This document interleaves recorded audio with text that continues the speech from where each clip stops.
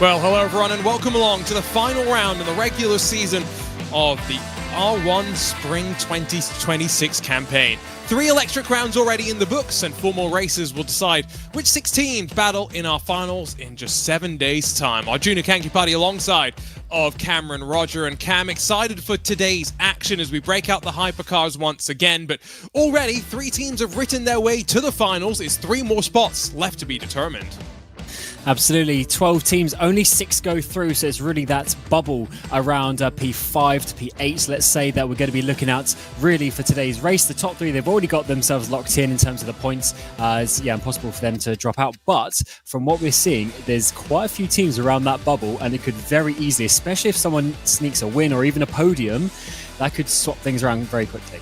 Especially since they're all filtered into the second of our groups tonight. 3 rounds in the books as mentioned, and all with the same format as we get ourselves ready for the final round of the regular spring season final. Next week is going to be full of excitement. Hero and team stage will be talked about next week, but the important thing to note is every point is important. Not just being in the top 6, but carrying some of that momentum in the form of actual points into next week's action. Quick look at the track vote, where once again, you, the audience, have had your say, and a trip to the WeatherTech Raceway Laguna Seca on the west coast of the US, and a jet halfway across the world to the Fuji Speedway with the shortcut. We'll see our 2 rounds for today. 2 very different tracks as well, Cam. Yeah, talk about it. Laguna Seca is going to be, tight, twisty, technical, very short sort of gaps between the corners, whereas Fuji Speedway, you have that unbelievably long front stretch, and then without the shortcut, with the shortcut, I should say, we don't have that sort of tight and twisty double chicane sequence at the end of the back straight, so you're going to have a nice big braking zone into a fast section. So it's going to be fast and slow tracks and a lot of challenges for the drivers. Looking forward to seeing how the hypercars will navigate around them as they will battle for their share of the €10,000 prize pool. But of course, majority of that prize money handed out to those in the top 6. And so, advancing into next week's showdown is going to be crucial. And of course, if you get involved in any race control interventions, well, that's all going to potentially be deducted away from the prize pool that you are going to earn. Format's pretty simple in terms of points. 2 drivers from each team, and therefore, once you get into each of these races, drivers score equally, rack up as many points as you can. And it's all about the sort of cumulative points that you make up, because you may think that 1 point or 1 position is not that important, but it's an extra 2 points for you, but then it removes 2 points for someone else. It then turns into a 4-point move every single time that you're doing this. So if you're around the cut line, then to be honest, you're going to be needing those 4-point jumps every single time. So that's why the drivers will be diving down the inside of each other, I'm sure, when they can, and being quite feisty, because where we're looking is literally just going to be a couple of positions. Look here, Mouse is in 6th place. They're only 8 points ahead, which is basically 2 moves, like I just mentioned. Looking at the points with a drop, it's a little bit closer between Verstappen, Sim Racing, and even all the way down to Mouse. So just something for us to keep in mind. But I think we know those who have the most work to do, those on the outside looking in. The community teams, 1 and 3, some effort for them. Rennsport Grandmaster team, though, watch out for what should be another solid outing on their part, given what has been a pretty good season overall. Rest of the teams, EMM, Esports and Down, probably on the wrong side of the maths equation. However, never say never in the wild and weird world that is motorsport.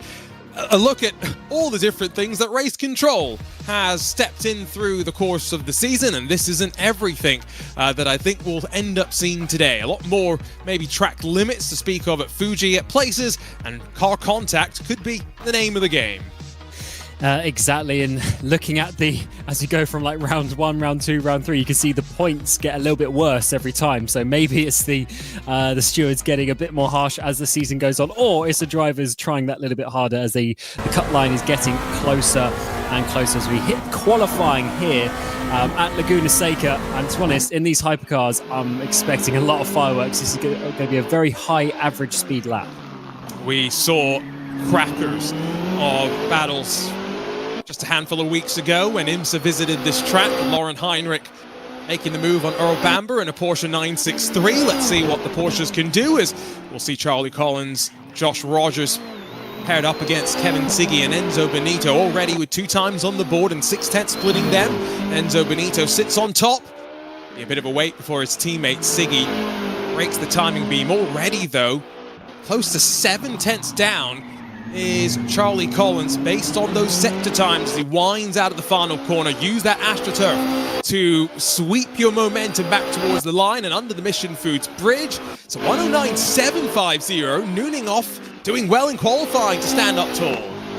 Indeed, and he's been doing that all season, really pushing this Grandmaster team forward, and they are on the brink of getting themselves into the top 6. Just need some half-decent results today, and that'll be enough. Here's Maxi Den across the line.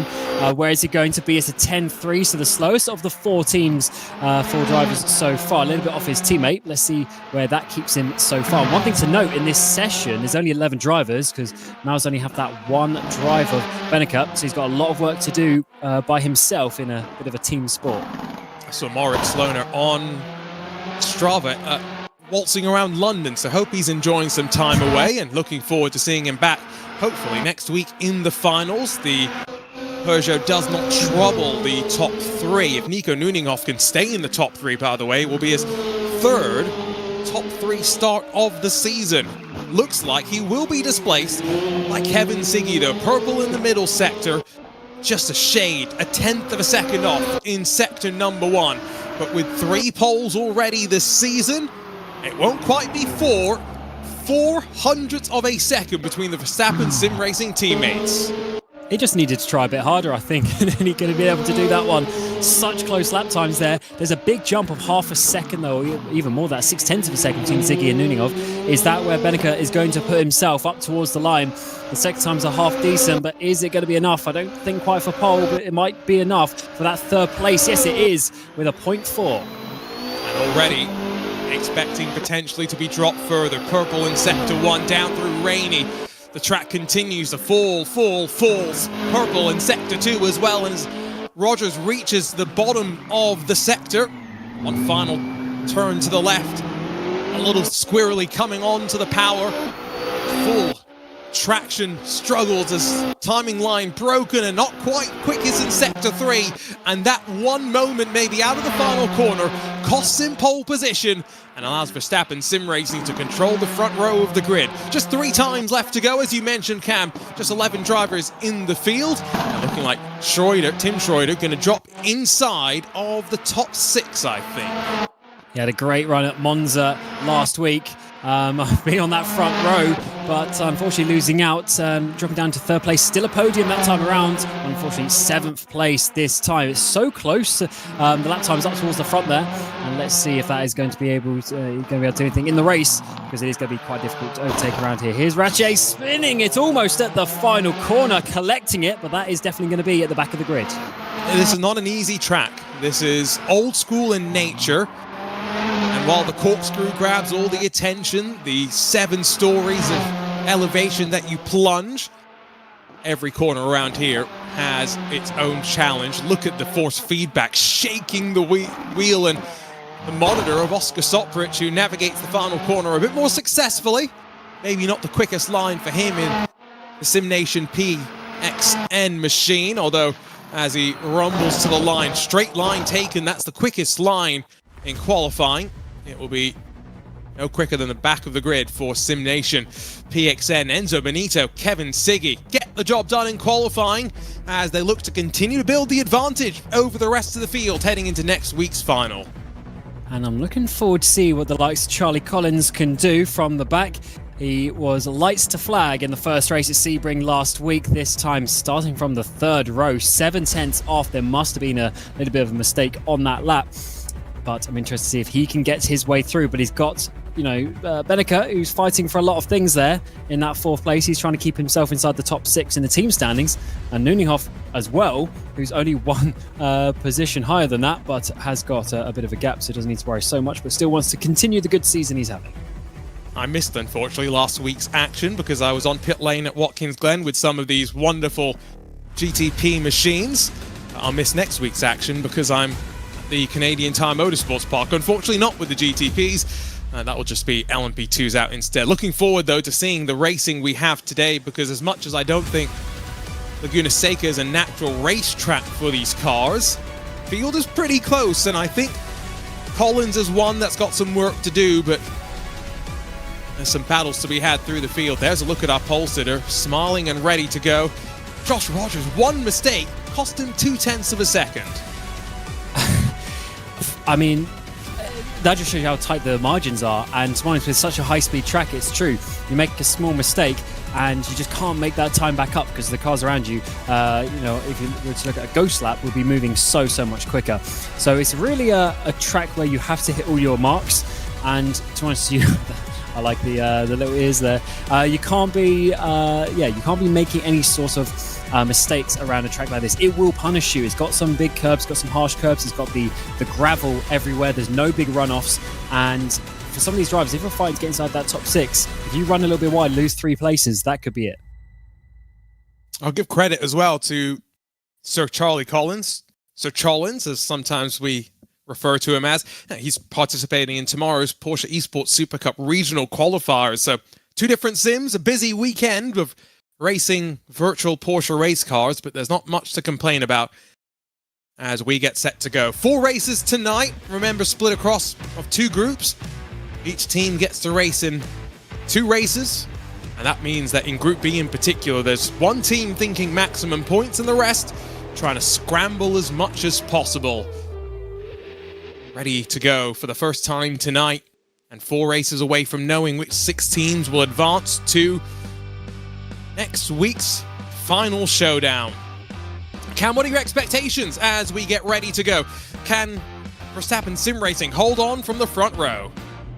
Oh, I think they certainly can if they lead 1-2 into that first corner. Turn 2, I should say, and Andretti Hairpin. It's going to be very difficult. Here we go, underway for the first time tonight from the WeatherTech Raceway Laguna Seca, and a standing start instantly slips them single file as we filter down to the Andretti Hairpin. Technically turn 2 as we get onto the brakes, and Benneker's tried to go around the outside, has left himself vulnerable. Nico Nooningoff trying to put the power down, will lose out though. Charlie Collins fires up the inside, and at the bottom of the track, side by side, Rogers and Siggy squirm as Benito slips away at the front of the queue. Benneker with that aggression showing, runs his momentum to the outside, and now as they climb up the hill, a little bit more runoff on offer, and Rogers makes a rare mistake. Certainly does, and it's going to be a costly one as well, because Porsche Coanda losing out some points with that double DQ a couple of races ago at Le Mans. They need to be getting those points, but a spin there on the inside. That's a weird one, the inside of turn 5.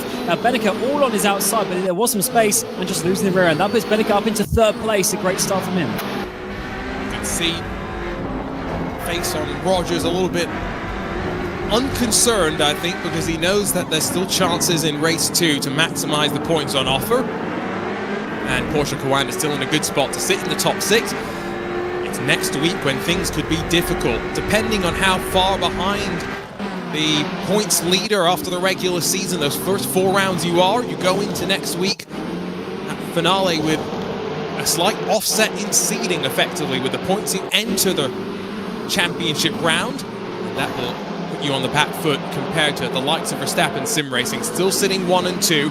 Now Max Benneker, not just looking forward, but looking behind at Charlie Collins. Nico Nooningoff and Maximilian Den, important for them, Cam, to maximize the points on offer here. They're one of those teams inside of the top 6 right now.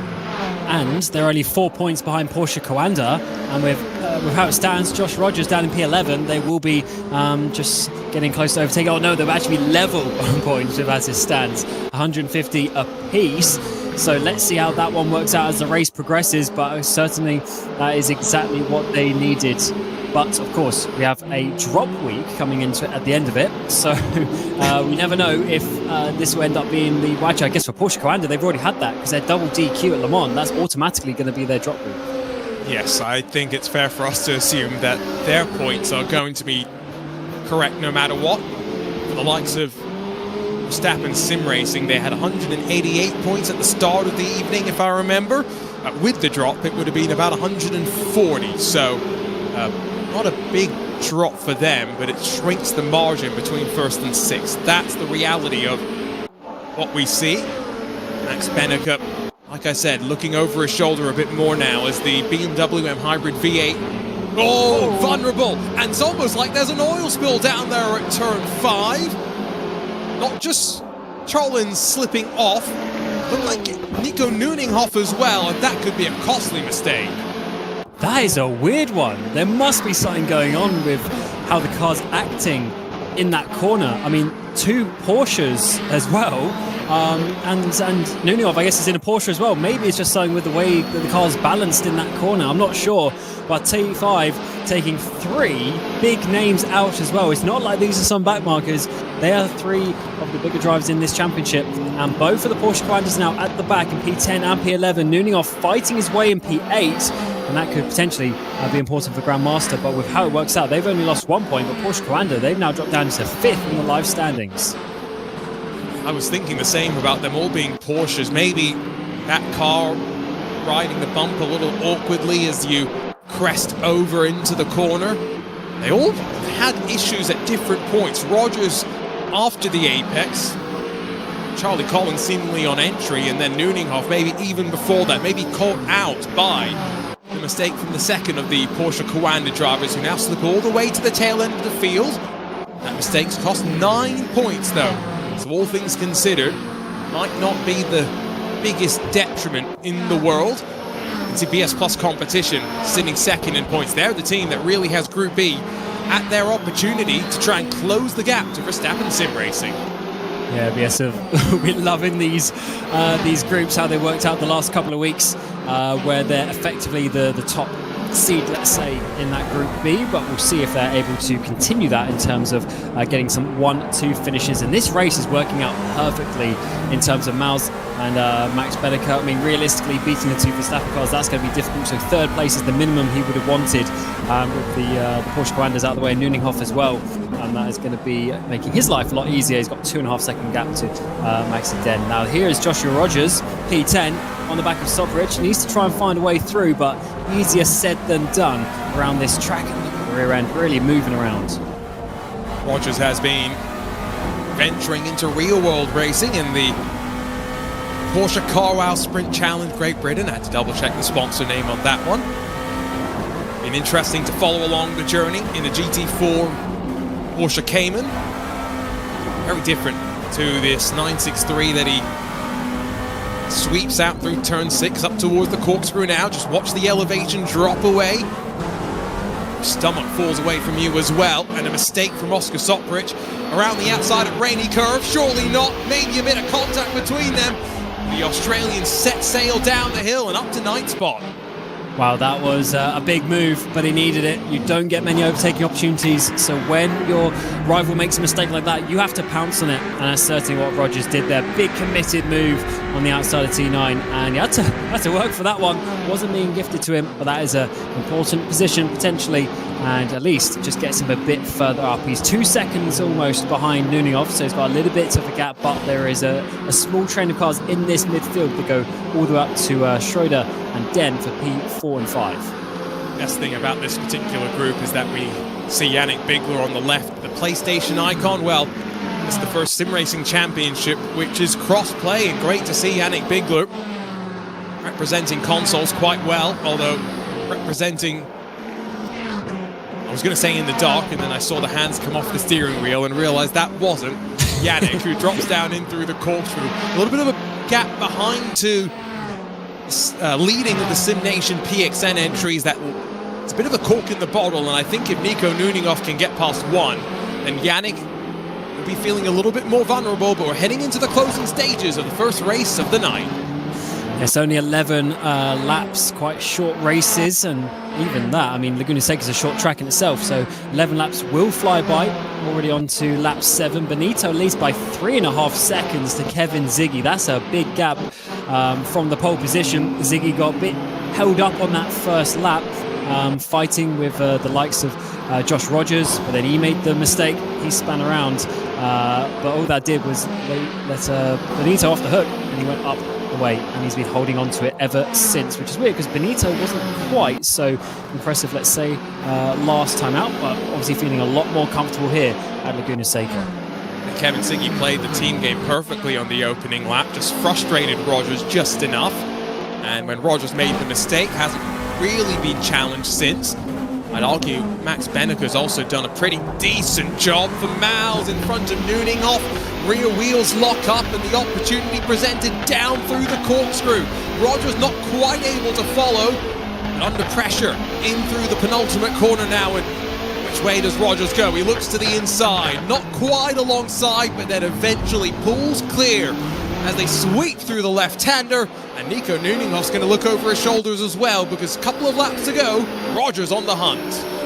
Just showing you how difficult the corkscrew is. Make a small mistake, two guys pounce on that, and Rache going down 2 places in the space of 2 corners. So all the twos there, unfortunately for him, who's now down into 9th position. Nooninghoff has a couple of seconds to get up to Bigler, and that is going to be an important couple of points if he's going to be able to do that, because of course it puts him in good stead when we get towards the finals in just a week's time, with the Grandmaster team, which is the orange Rennsport logoed team. Max Den 4th place, Nooninghoff in 7th. They are looking pretty good. Currently sat in 5th place before the night, but 3rd place with the live standings. Looking at Charlie Collins' quick glimpse to his left as he puts the pressure on. Haven't seen another mistake at turn 5 since the opening couple of laps of the race, so maybe there's something for us just to keep in mind there. Maybe drivers pushing a bit too hard and making rare mistakes at this level of competition where the margins are so fine, and they're looking for every opportunity they can. 3 laps to go. Enzo Benito on course for what would be an 8th win in R1 competition. Cone scattered down there on the run down into the Andretti hairpin, and the energy at which it followed them as well. My goodness, a cone might be the fastest thing on the track. Yeah, I guess if you hit a cone at 160 odd miles an hour at that point of the track, it just keeps flying. And that almost took them out coming down in towards turn number 2. But Collins has not really made any progress since falling down to the back of the field there. He seemed very confident in Sebring. I mentioned a week ago he went lights to flag in the first race, but then from the pole just went backwards and backwards in that Monza race. And they do say sometimes you're just as good as your last race, and that might be the situation here. You've got to be not making the mistakes around the outside like his teammate, not quite that time around, but certainly pushing his way forward. Lap 10 of 11, not many chances left in this race to get himself off the back of the field. Oh, someone's off. Rache is off the field. He's managed to get it back on, but that is certainly an opportunity at least. Off the pace, to say the least, though, Cam, as we begin the penultimate lap of the race, and Collins got both of the Sim Nation PXN cars in front. I remember last year in one of our IMSA esports races at Sebring, Charlie Collins was a man on a mission. Does seem to enjoy that track no matter the sim, especially in this Porsche 963. Could he be on for a double move here coming in through this opening sector? It's difficult to get alongside. And in fact, in general, you'd argue only really a couple of heavy braking zones and good passing opportunities. Pace seems to have picked up, though, halfway through the lap, and at least for now, the Peugeot's holding on. Oh, they're doing a swap as we come up in towards the corkscrew. 2 by 2. Soprich goes through. A defensive line on the inside from Rache. That's going to hold up Charlie Collins. And this is some team play to try and get Soprich away to hold on a maximum of a 9th position for that PXN team as we work our way down in towards the final couple of corners, and Collins is still sat there behind, and this might work out perfectly as we head on to the final lap. Almost came to blows there. Collins went deep under the brakes and now urges himself forward. The frustration clear as the final lap begins, but 4 seconds at the front for Enzo Benito, and I can see the smile from here. It's been a very easy race, all things considered, although easy at this level, not always the case. Yes, if we don't see you during a whole broadcast, then you've probably had a pretty quiet and good race at the front. We haven't seen Benito since the start, since about lap 5 when the cameras went off him, but he's been in control, and 4 seconds over Kevin Ziggy is no mean feat. It was his 7th pole position in R1 history. What was it, 400th over his teammate Kevin Ziggy, make it 4 seconds at the end after Verstappen Sim Racing played the team game on lap number 1. Enzo Benito with his 8th win in R1 history. Wins at the WeatherTech Raceway Laguna Seca. Siggy crosses the line, completes the 1-2 for Verstappen Sim Racing. One step closer to being in a dominant spot coming into next week's championship showdown. Tim Schroeder holds on to 5th. Yannick Bigler holds on to 6th. And then Nuninghoff, Rogers, Charlie Collins, 3 drivers all making a mistake down at turn number 5. Recover in some cases to grab points. Charlie Collins all the way down at the tail end of the field. And now the first race of 4 done for tonight. That's going to be difficult to get over that frustration for Charlie Collins, not able to overcome that, not even get a couple of places back, ending up 30 seconds off. But what can we say about Benito and, of course, his teammate Ziggy? They just controlled that from the front. Ziggy doing a great job on that first lap to defend from the likes of Bennica, and Rogers was able to get them a 1-2. Big points, though, for Bennica. 3rd place was the best he could get on this race, to be honest. And as the lone mouse driver, that is going to really help them in terms of sort of keeping that top 6 position as they are on the bubble. Absolutely. Great shout from Max Bennica. Big effort on the opening lap with some aggressive sends, to say the least, but worked out quite nicely. Put himself into the right position at the right time. The Community Team 3 could be some valuable points for them as well, maximizing this opening Group A race, while Porsche Coanda Esports Racing Team, SimNation, PXN down towards the back. I know Porsche Coanda in particular will be feeling a little bit frustrated with that result. We always hope to be able to talk to the winners and maybe all 3 of our podium sitters after a particular race. Doesn't look like the Verstappen sim racing drivers are ready for a quick word with us. So can we instead can start to look forward in towards Group B in the first race there, where, like we said, BS Plus competition. We've got a real opportunity to back up the results from last week and grab some more points. Yes, they have such a good opportunity. I mean, they do have, so they've got Community Team 1, Community Team 2, TC Esports, Referux, and EMM in there. And if you look in terms of the championship standings, they've got a really good opportunity. TC Sports, their closest challenger coming into the night. They were 15 points apart from each other, but still, BS competition after a 1-2, 1-2 last time out, I think they're going to be really, really confident coming into this. But they've just seen the first race of the night in the books. Enzo Benito joins us now, and Enzo, pole to victory, and it seemed like a relatively easy race for you after Kevin Siggy battled with Josh Rogers through the opening corners. How was it out there? Well, there's not much to say. I can't really say much. Maybe Kevin can say a bit more, because I saw from my mirrors something was going on with Rogers and him, and then I think Rogers is spun, right? I'm not sure if he had a battle with Kevin or he spun on his own, but I think at that one point I saw Roger on the relative just going really far behind, so I'm not sure what happened. I rewatched the replay, but yeah, not much to say. We take the 1-2 and we move on. Nice and easy. Let's talk about now this car, because we're almost through the regular season. Finals coming up next week. You'll take some sort of advantage, you would think, in terms of the points into that final competition. How comfortable are you and Kevin feeling with the car? Have you fully come to grips with all the nuances and the quirks now that you've got 3 events in? Well, I think we are all right. Obviously, with this car, it feels like there is always something to learn. It's really odd. I mean, and also they've been releasing new tracks, so you have to learn those tracks, and then but yeah, it's mostly about consistency in quality in that one-shot lap time, as we always know in Rennsport. The final will be all that who is the most consistent, and then obviously we have so many tracks to practice on. So yeah, just no mistakes, clean laps, and as fast as you can. Well, congrats on a great result in the first race. Enzo, we'll see you for the second race later tonight. Thank you. Ciao, ciao.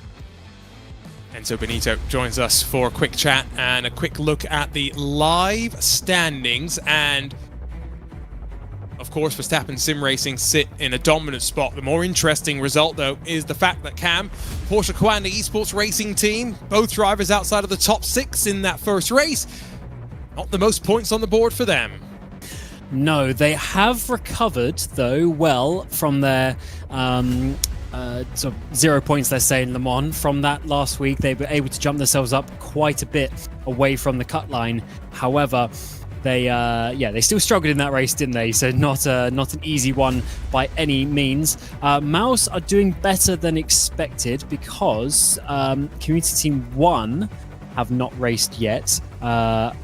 So they, I guess, are going to be challenged that. They got the opportunity to get that 16 points gap. But Community Team 3, Simulation PXN, they've just been in that race. So really, it's Community Team 1 that we're looking out for in this Group B. That is going to be the ones to potentially knock Mouse out of the top 6. And here we can see the drivers. Not going to see the Referox Esports crew out, so it means we're down a couple more. EMM Esports, we see Will Chadwick in alongside of Magic Mikkel Schmiedel. Jack Keithley steps in for TC Esports in place of David Sobrero. Took me a sec to catch the name there. But of course, like you mentioned, Community Team 1, Cristiano Gianotta, Cody Nikolai Latkovsky. Those are the drivers in many ways, with all eyes on them, Cam. I think so. They're the ones who can really spin this around. But we come into Group B, so 5 different teams out there today, and they are now going for their points. So of course the groups swap around a little bit every single round. Here we are in round number 4. Here's, as you say, Gianotta, who's another driver on the PlayStation in this cross-platform era, and will need to be trying to get as high up the field as he can, as he and his teammate Latkovsky are the ones I would say that we are most looking out for in terms of trying to get a standout result. And we also have Mikkel Schmiedel coming in for EMM alongside William Chadwick. So let's see what he can do as he come across the line. We're looking at low 9s from Group A, and it's a 9.8 from Gianotta. All purple, really hard to judge much from that, given that he was the first driver across the line in all 3 sectors. Half a tenth off in Sector 1 for Latkovsky. It's closer to a quarter of a second in Sector 2. Trending in the wrong direction, although I don't think these are uncompetitive lap times. It's really going to be where do Oliveira and Stapleford put themselves? Where does Keithley, Chadwick, Schmiedel jump in relative to the rest of the pack? It's a rather large gap between Gianotta and Latkovsky, and I fear that that gap could be plugged by a couple, but maybe not by Will Chadwick. Yeah, definitely going to be a car or two in there, I think. Chadwick runs wide. That is going to hinder his lap time. I don't think he's going to be challenging either of the 2 Community Team 1 drivers as we come up towards the line. Big thumbs down from Chadders there and getting involved in this session, but only with an 11.3. Here's Kike Oliveira. He got pole position in the first race last time. Watching, this is where Rogers made his mistake, and it's a little bit hesitant on the turn-in, but the Brazilian, nicely done to put the power down, and he's been really using all the clean air around him in some of these group races, and he does that once again. Stapleford down 2 tenths in Sector 1, but as long as he manages Sector 2 and Sector 3, there's a big gap that he can slot into the outside of the front row, and bang, look at that Sector 2. On course right now for 2nd spot on the grid.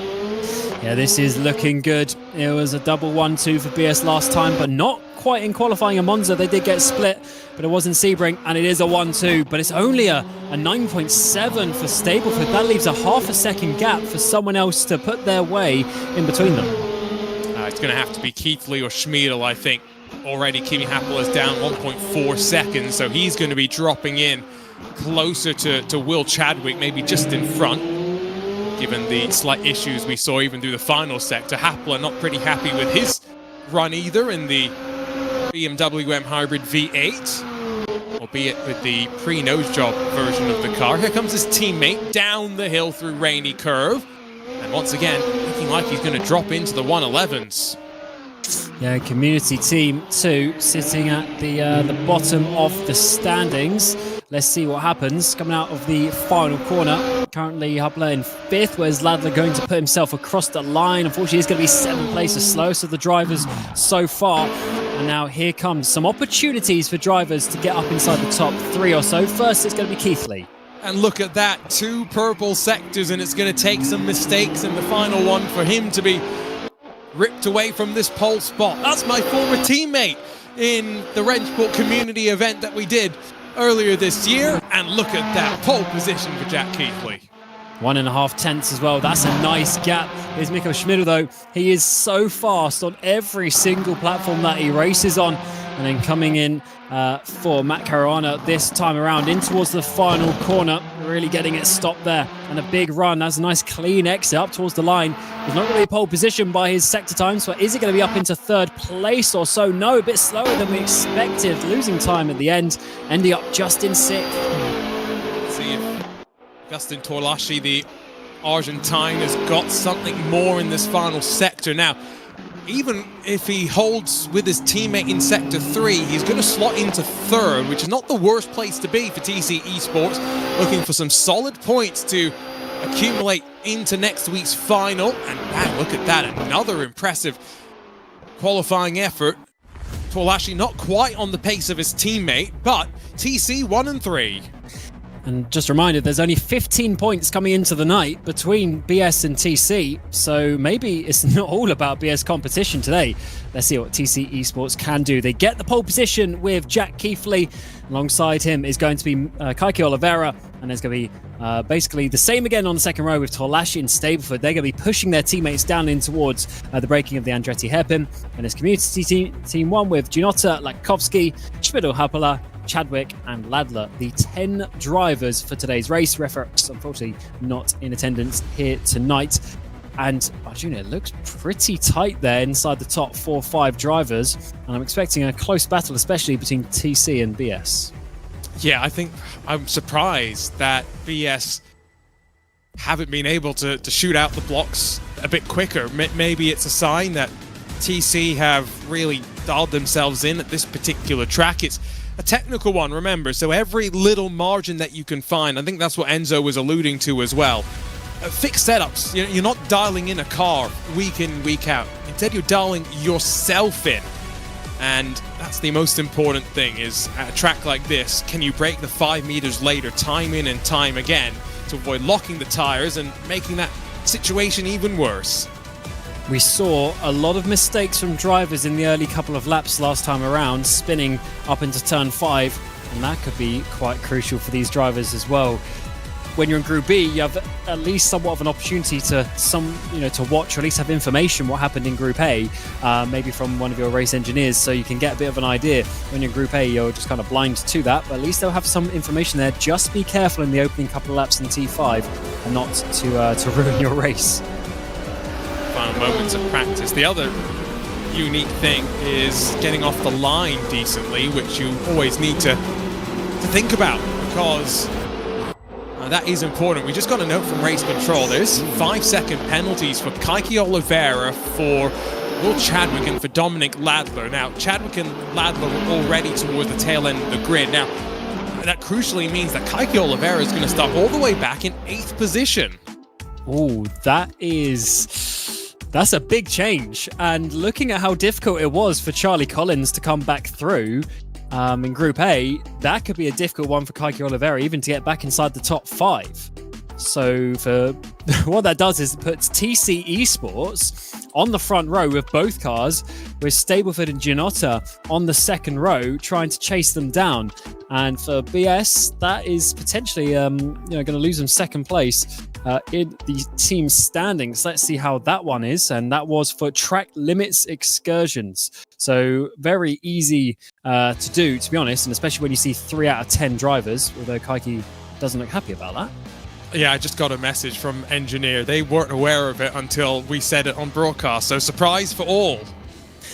And here we go. It's going to be Group B here at Laguna Seca. The first race of the night for these drivers, and TC Sports will get us away from a front row lockout, and Stableford will be holding his own in that 3rd position, which is a good opportunity to send it down the inside. But Kaiki Oliveira from 8th position towards the back. He was there on that front row. I'm guessing that pole position, or second place I should say, but unfortunately he's going to have to do his best to work his way forward as the drivers are held. And then we're green. One driver hasn't got going at the back of the field either. And it's a strong start from Stableford to get his run. Oh, big crash in the background already. Just 4 drivers working their way through turn 1. And it looks like there might be Kaiki Oliveira involved. Stableford's going to work his way through to second position here. In the meantime, squeezing out Torlaschi, who might even lose another position here to Gianotta, who goes all the way around the outside for P3. Well, that is why they call it Turn 1, the rise over the crest that drops you into the Andretti hairpin. That is technically turn 2. Kimi Happel still struggling to leave the scene of the incident. I think it was maybe Kaiki Oliveira that didn't get off the line initially, and from there, all Bedlam let loose in front of them. And like you said, 4 drivers scampered through. Will Chadwick picks the pieces up and now sits in 5th position through all of that. So Chadwick wasn't happy with his qualifying position, but it actually put him in the best place to avoid the wreck, I would say. And his teammate Schmidl in behind. I think it was, I'm trying to remember who was the other driver who was penalised. It must have been Chadwick, yeah, at the back having some problems because it was sort of a green liveried car. And potentially that was actually what has held him. But lap 1 comes to an end. Keithley leads by almost a second to Stableford. Ginotta's a further second back. The driver there on the PlayStation, Torlashi, dropped down to 4th. It's a bit of a shame for TC Esports, but it's going to be hard for the likes of Oliveira, Latkovsky to make up such a big margin of time. 8 seconds is going to be a lot to then chase down. Even if they get to Ladler, it's going to be so spread out ahead of that. But Latkovsky might put Oliveira here under some pressure, and their fighting is only going to hinder their progress. Yeah, Latkovsky needs to be aware of that as well, because he fighting over 1 point with Oliveira isn't going to do anything. So if Kaiki is quicker here, sit behind. There is no question that the more important thing is to try and close the gap to those in front of you. Again, a reminder of how things sit on our live points right now. With the drop round, estimations have Verstappen Sim Racing down about 176. And then Porsche Cayenne at 143 stay as they are, because remember, their disqualification a couple of weeks ago will effectively become their drop round. Latkovsky loses a bit of track position down through the middle sector though. Oliveira breaking away. I'll tell you what, those live points, Maus sitting in 7th place. Of course, we'll have to work out what it is all at the end exactly, but that is getting very tight. And for the likes of Ginotta there in P3, the Community Team 1 driver, Latkovsky getting any further positions could be very crucial for them qualifying for the final in just a week's time. Very, very interesting indeed. The top 2 are pulling away, and Ginotta is now going to have some threat behind from Torlashi to hold on to this podium. The benefit for Maus, though, is I think they will drop less points based on what I see. So it's going to be a single digit, I should say, between those 2 at the end of tonight. That sees one of them move forward to the final. No question about that. It's just about which team will be the one that does so. Drop down through the final sector, and with the biggest of gaps between the front 4 right now, they have pulled away from the likes of Will Chadwick. He's under pressure from Mikel Schmidl, and I think that's going to be an easy swap around. Might already have happened. Will Chadwick, another one alongside of Charlie Collins, Cam, who tomorrow is going to be racing in the Porsche Esports Super Cup Regional Qualifiers, so pulling double duty for the EMM Esports team. Yes, indeed, and that sort of adds to a point of how do you manage the preparation. But I guess when there is a track vote for this, it's always you've got to be, you can only be so prepared, but still certainly has a little bit of your, mental capacity taken up when thinking of other things, although it looks like he's very sort of focused on the race that he's doing. But yes, a swap for EMM. Schmidl goes through to 5th place. He has opened the door. The issue is they're already 4 seconds off Torlashi, so that top 4 really had a big breakaway, but Schmidl's going to do his best to try and chase it down in his reserve drive this time out. Let's see how far he can get up the way. He's already lapped 4 of 11, and they could be some crucial points for EMM. Although, to be honest, they're struggling a little bit because they are quite a few points away. They really need to get some race wins, which is going to be difficult from this point. I don't think they're here looking to do that. I think in the case of Schmidl, get some experience, some extra experience for him. Experience? Well, in these cars, in this competition, it's always important. Anyone who's going to argue otherwise is wrong. The importance of... it's why when Sebastian Joe came into this competition back in 2023, he kind of went all out, and the amount of hours he was driving was quite crazy to, quote-unquote, catch up with drivers who had been driving on the platform for 6 months more than him. So I think it's always nice to be able to mix and match things. Same thing for TC Esports. David Sobrero is not here. Good thing you've got Jack Keithley, who's proving things up front just how quick he is. It's very true, and experience is a big thing in the sim racing world now, because there's some drivers who've been here for basically 20 years at this point, doing competitives and or professional racing, and a couple of those names you mentioned have been doing it that long, so they definitely know their way around a track. But every little bit that you can learn in a certain car on a certain platform, just the way the physics handle, how you can get around certain driving styles, is certainly going to be very useful the more you get into a certain series. But here's Torlashi staying within a reasonable distance of Ginotta, but Ginotta, he's doing a great job to hold on to this. He's still hitting his apex. He doesn't look flustered at all, and I think he knows the job that he's got to do to hold on to this podium. Goes back to the reality of it's not the easiest of tracks to pass at, and so unless you are markedly quicker than the driver in front of you, it's not always necessarily on the cards. Just off the driver's right-hand side, you can see a little shack there. That's where there's a little microphone pointed at the track, and if you're on a track day here and your car goes over 110 decibels or something like that, they're going to black flag you, bring you down to pit lane, and tell you very angrily that some people bought houses near the racetrack, and would you mind keeping it down? One of the most ridiculous things I think I've ever heard of, but such is the world in 2026. Yes, noise limits and tracks always an interesting one. One other I find funny is Donington Park in the UK, because it is located right next to East Midlands Airport, which has planes going over that are quite clearly louder, but there's still a noise limit at the track. It's always an interesting one with track days, as you say, but in the sim we don't have to worry about that too much. And it is looking like the gap is coming down just a little bit here. Torlashi pushing wide though on the exit T3 as he tries to get even closer for TC Esports, but not able to keep up with his teammate, who's now leading by 3.5 seconds. He's a man on a mission right now. It's a narrow track, is this WeatherTech Raceway Laguna Seca. This is the scariest corner on the track as well. So much speed and commitment, and anti-cut curve on the inside that if you hit it, it's going to be a bad ride. And everyone talks about the corkscrew, but it's relatively simple. And in the sim, you don't feel the G-force, the stomach fall away from you as you plunge down, continue to fall away, down through Rainy, through the penultimate corner. And then finally, it flattens out, but only momentarily, through an awkward, stumbling final corner. And then Cristiano Gianotta sweeps his way back towards the line. 4 laps left to go. He's not really looking like he's going to put a foot out of place right now, and Augustin Torlashi is finding out the hard way just how difficult it is to pass around Laguna Seca.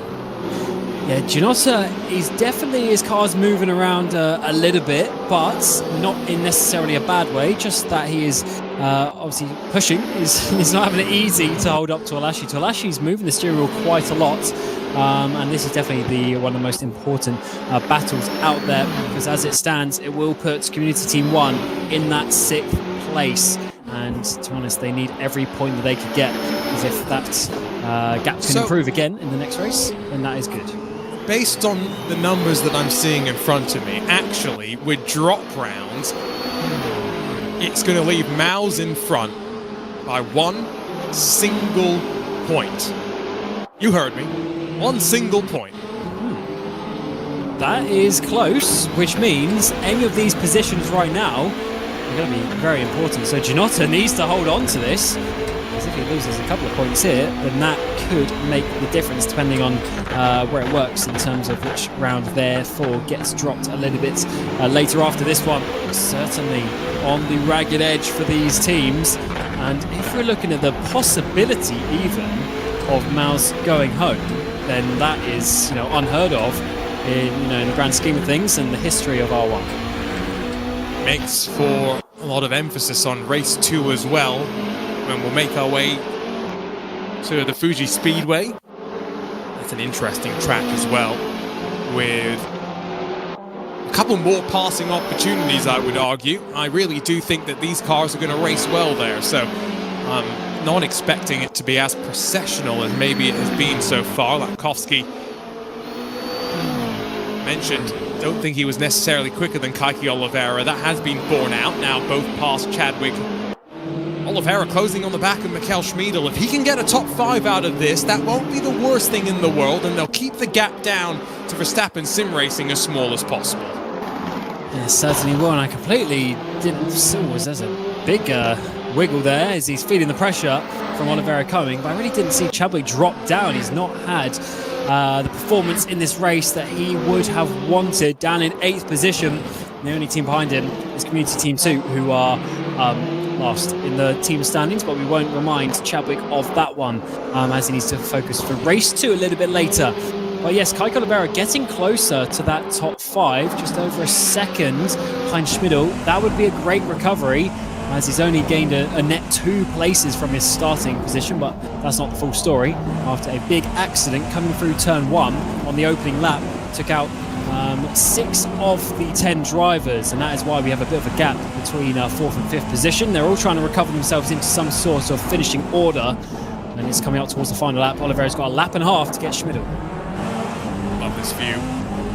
Ride with the BMW M Hybrid V8, a car that was made available in the sim world before it took a racing lap in the real world. Penultimate corner to come, and I think Oliveira eyeing up his opportunity. Look at the wide arc that he tried, but Schmiedel got a great drive off the corner, and it's going to prevent the Brazilian from getting the run down into turn number 1, and he's only got a couple more chances now left on this final lap of the first race for Group B tonight.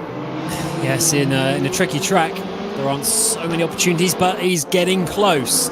And that's the important thing. You can put some pressure on. Schmiedel might make a move here. And it's only 0.3 of a second as we work our way through turns 3 and 4. Some important corners up towards turn 5. A good overtaking opportunity in a place where we've seen a number of mistakes so far. First it will be Schmiedel to go through the corner. He makes it there. Oliveira's pushing it as he work our way up the hill, but nothing just yet. This is the run. Oh, he's going to try and send it up into the corkscrew. And we've seen a couple try around the outside of Rainy Curve. It takes someone brave and bold, but don't test Kaiko. Definitely not, but we'll go back to the front because it's Jack Keithley who comes in as a reserve driver, wins by 5 seconds from the pole position. He's pulled away from the field. We Stableford in 2nd place. Gianotta's going to hold on to 3rd position, a crucial 3rd place. And now a big switchback maybe for Oliveira out to the final corner, up to the line, not enough. And it is going to be just about Schmiedel holding on to that 5th place. Oliveira tried his best, but with that grid penalty, could only get to 6th place in the end. And Chadwick has had a nightmare final couple of laps. He's dropped back to 10th place. And Ladler, in the end, is going to get 9th as long as he can make it through this final corner.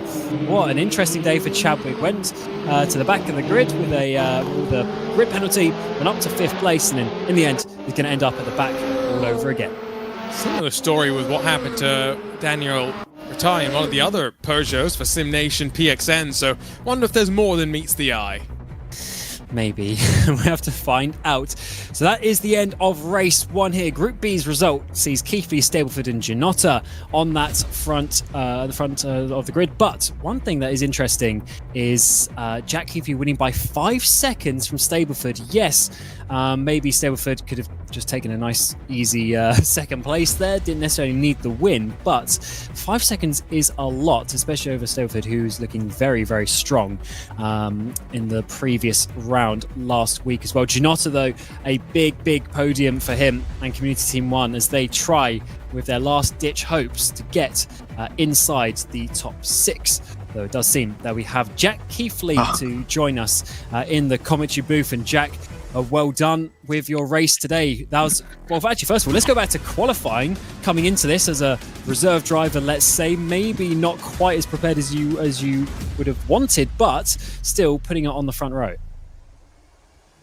Yeah, no complaints here. That was a very good lap in qualifying. I'm very happy. The team gave me a really good car, and after last week having some problems with my wheel, I'm glad this week to be back in business and back at the sharp end of the field. And yeah, absolutely, that was a mega drive from us as a team today, and really good preparation overall for us. Yeah, absolutely. That was great to see you. Then when you get into the race, you had Kaiki Oliveira having that grid penalty. So you had your teammate alongside you at the start. But unfortunately, Robbie got down the inside in towards turn 1 and 2. Were you a little bit worried that he was going to chase you down for the whole race? A little bit, because Robbie is very, very quick, but I knew that as long as I had the lead, I was going to be able to use my horseshoes and get away from the rest of the pack, because the dirty area is extremely hard to follow cars in here in this series. And this track, we knew going into it that overtaking is going to be extremely difficult. So we just made sure we maximised qualifying, and we got the right result in the end. So now we move on to Fuji. We certainly do. So good luck there, and hopefully we'll speak to you in the next one. Yes, thank you very much. And then next, Robbie Stableford with another solid result. Well done on your second place, Robbie. But going back into qualifying, maybe not quite what you wanted. You were a little bit further away from the pole position than I thought. Initially qualifying 4th, starting 3rd with Kaiki's penalty. Any mistakes there on your qualifying lap? I missed turn 1 a bit, but to be honest, I've just been struggling around this track. So it was just damage limitation, and luckily I managed to bring it home second. Yes, certainly. Tell us about that move down in towards turns 1 and then into turn 2 as well. Were you sort of knowing that was really your best overtaking opportunity of the whole race? I mean, you must have been pushing quite hard to get that. You're squeezing Augustine out. Yeah, pretty much. We knew we had to do it at the start, and unfortunately, Kaiki was at the back, so I knew I needed to at least make one position at the start. So I just went for it, and we got a bit of glue on the exit, but luckily it was okay. So yeah, all good. And looking towards the next race at Fuji, you're looking forward to that one in terms of the high-speed nature of that track? Yeah, I like Fuji. I've won around there before in GT3s, so yeah, I'm looking forward to Fuji. It should be a bit, but well, I suppose a bit better is first, but yeah, it should be better in qualifying around here, hopefully, fingers crossed. But yeah, I'm looking forward to Fuji. Yeah, no worries at all. Yeah, good luck, and hopefully we'll speak to you a bit later. Thank you. And then Cristiano Ginotta getting a podium finish for Community Team 1, and that is quite important for you actually in terms of the potential standings and you getting inside the top 6. How are you feeling after that one? Yeah, I feel great. It's unbelievable. First of all, to get a podium with drivers of this caliber. Obviously, you know, BS Plus, TC Sports in the mix. So yeah, as you said, these points are very important, also considering that Moritz isn't racing today. So we made the most of it. Cody got caught up in that incident that in the background there. But yeah, we made the most of this result, and I'm so happy, very happy about this result. And coming into the final race of this sort of regular season is literally a few points here and there between you and Mouse. And I know they're in the other group, so you can't do too much about it. But what are your hopes going into this final race in Fuji? Is there anything you can do? Well, the most obvious answer is get more points than them, of course. But yeah, it's only 2 points. We're 2 points behind, and Cody and I will give our best at Fuji in order to qualify in the top 6 and be there in the 10th of July. Yeah, perfect. Well, good luck for that, and we'll see you in Fuji. Thank you. Thank you. And here are the points standings, and to be honest, look how close this is. 2 points, I should say, covering the top 3 teams, Verstappen, BS, and TC. And then the interesting one is for P6 and 7 is here by these standings. It is 12 points the difference, and that could change around very quickly, Arjuna. This is going to be a tense one coming into the final races for these groups. So again, remember, I think Cristiano just said it as well, based on the drop points, they are 2 points back from Miles, which aligns with my own math. But I now, based on that, thinks Benica is at a real disadvantage here, because he's got to outscore 2 drivers heading into this final race, unless the drop rounds are going to shift around even more. 1 race left in the regular season camp for both groups, and it takes us to Fuji Speedway, like we said, very different to WeatherTech Raceway Laguna Seca.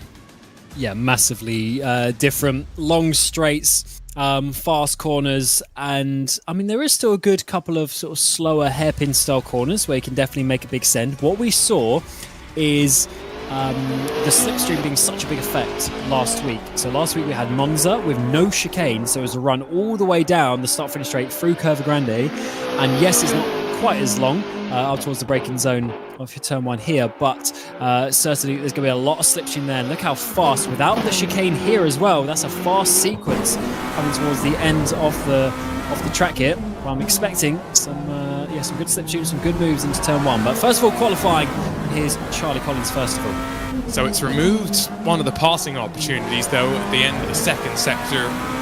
It's added a bit more speed, and therefore in qualifying, maybe a bit more difficult to extract everything from the car. Here we go. Collins already down 2/10 based on a couple of other drivers filtering to the end of Sector 2, but Sector 1 stands tall and a long run to the line. 1:20.290 the benchmark, but I don't think he was best pleased with that. And we're about to get an answer pretty quickly as to where the rest of the field will stand, because Kevin Siggy unwinds out of the final corner. You can see him struggling once more to put the power down. 300ths off in Sector 1. Has he found the time in Sector 3? Yes, he has. It's a 10th quicker, 2/10 quicker, and it's pole for now.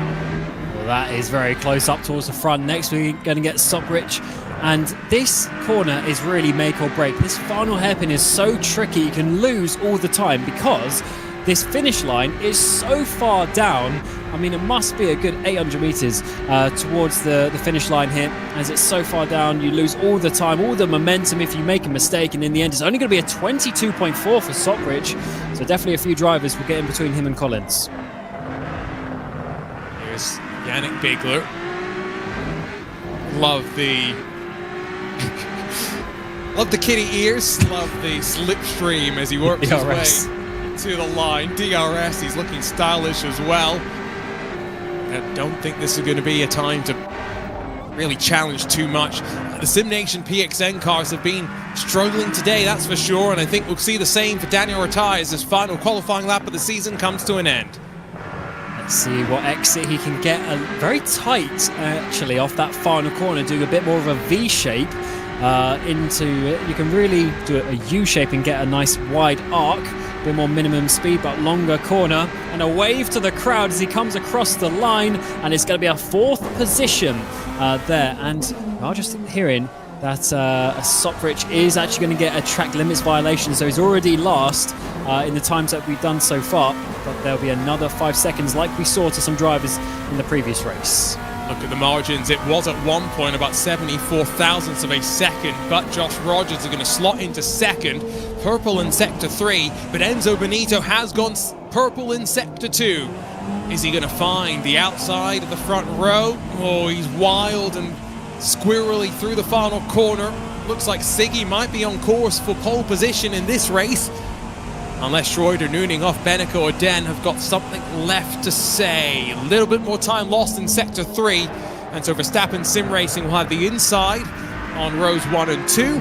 Porsche Coanda, at least momentarily, on the outside. Won't be Schroeder to challenge. Where will he slot into the grid? Ooh, also hearing Josh Rogers getting a track limits violation as well, so he won't be going from second place. He had an issue on lap 1 of race 1 and now issues in qualifying of race 2. Schroeder to the line. Where is it going to be for him? 5th place in the end. Of course, that will turn to 4th with Rogers' penalty. So he'll be on that second row. Here's Nooninov, the Grandmaster team, who are very important in terms of their position in the championship standings as well. They're close to Porsche Coanda. Now Rogers with the penalty. That is a weird one as well. It's not the first time. I'm sure we'll see it more in Group B. Just 2 more drivers after Nooninghoff, and he slots in front of Schroeder. And this is one that's important. Where is Maximilian Beneke going to drop himself?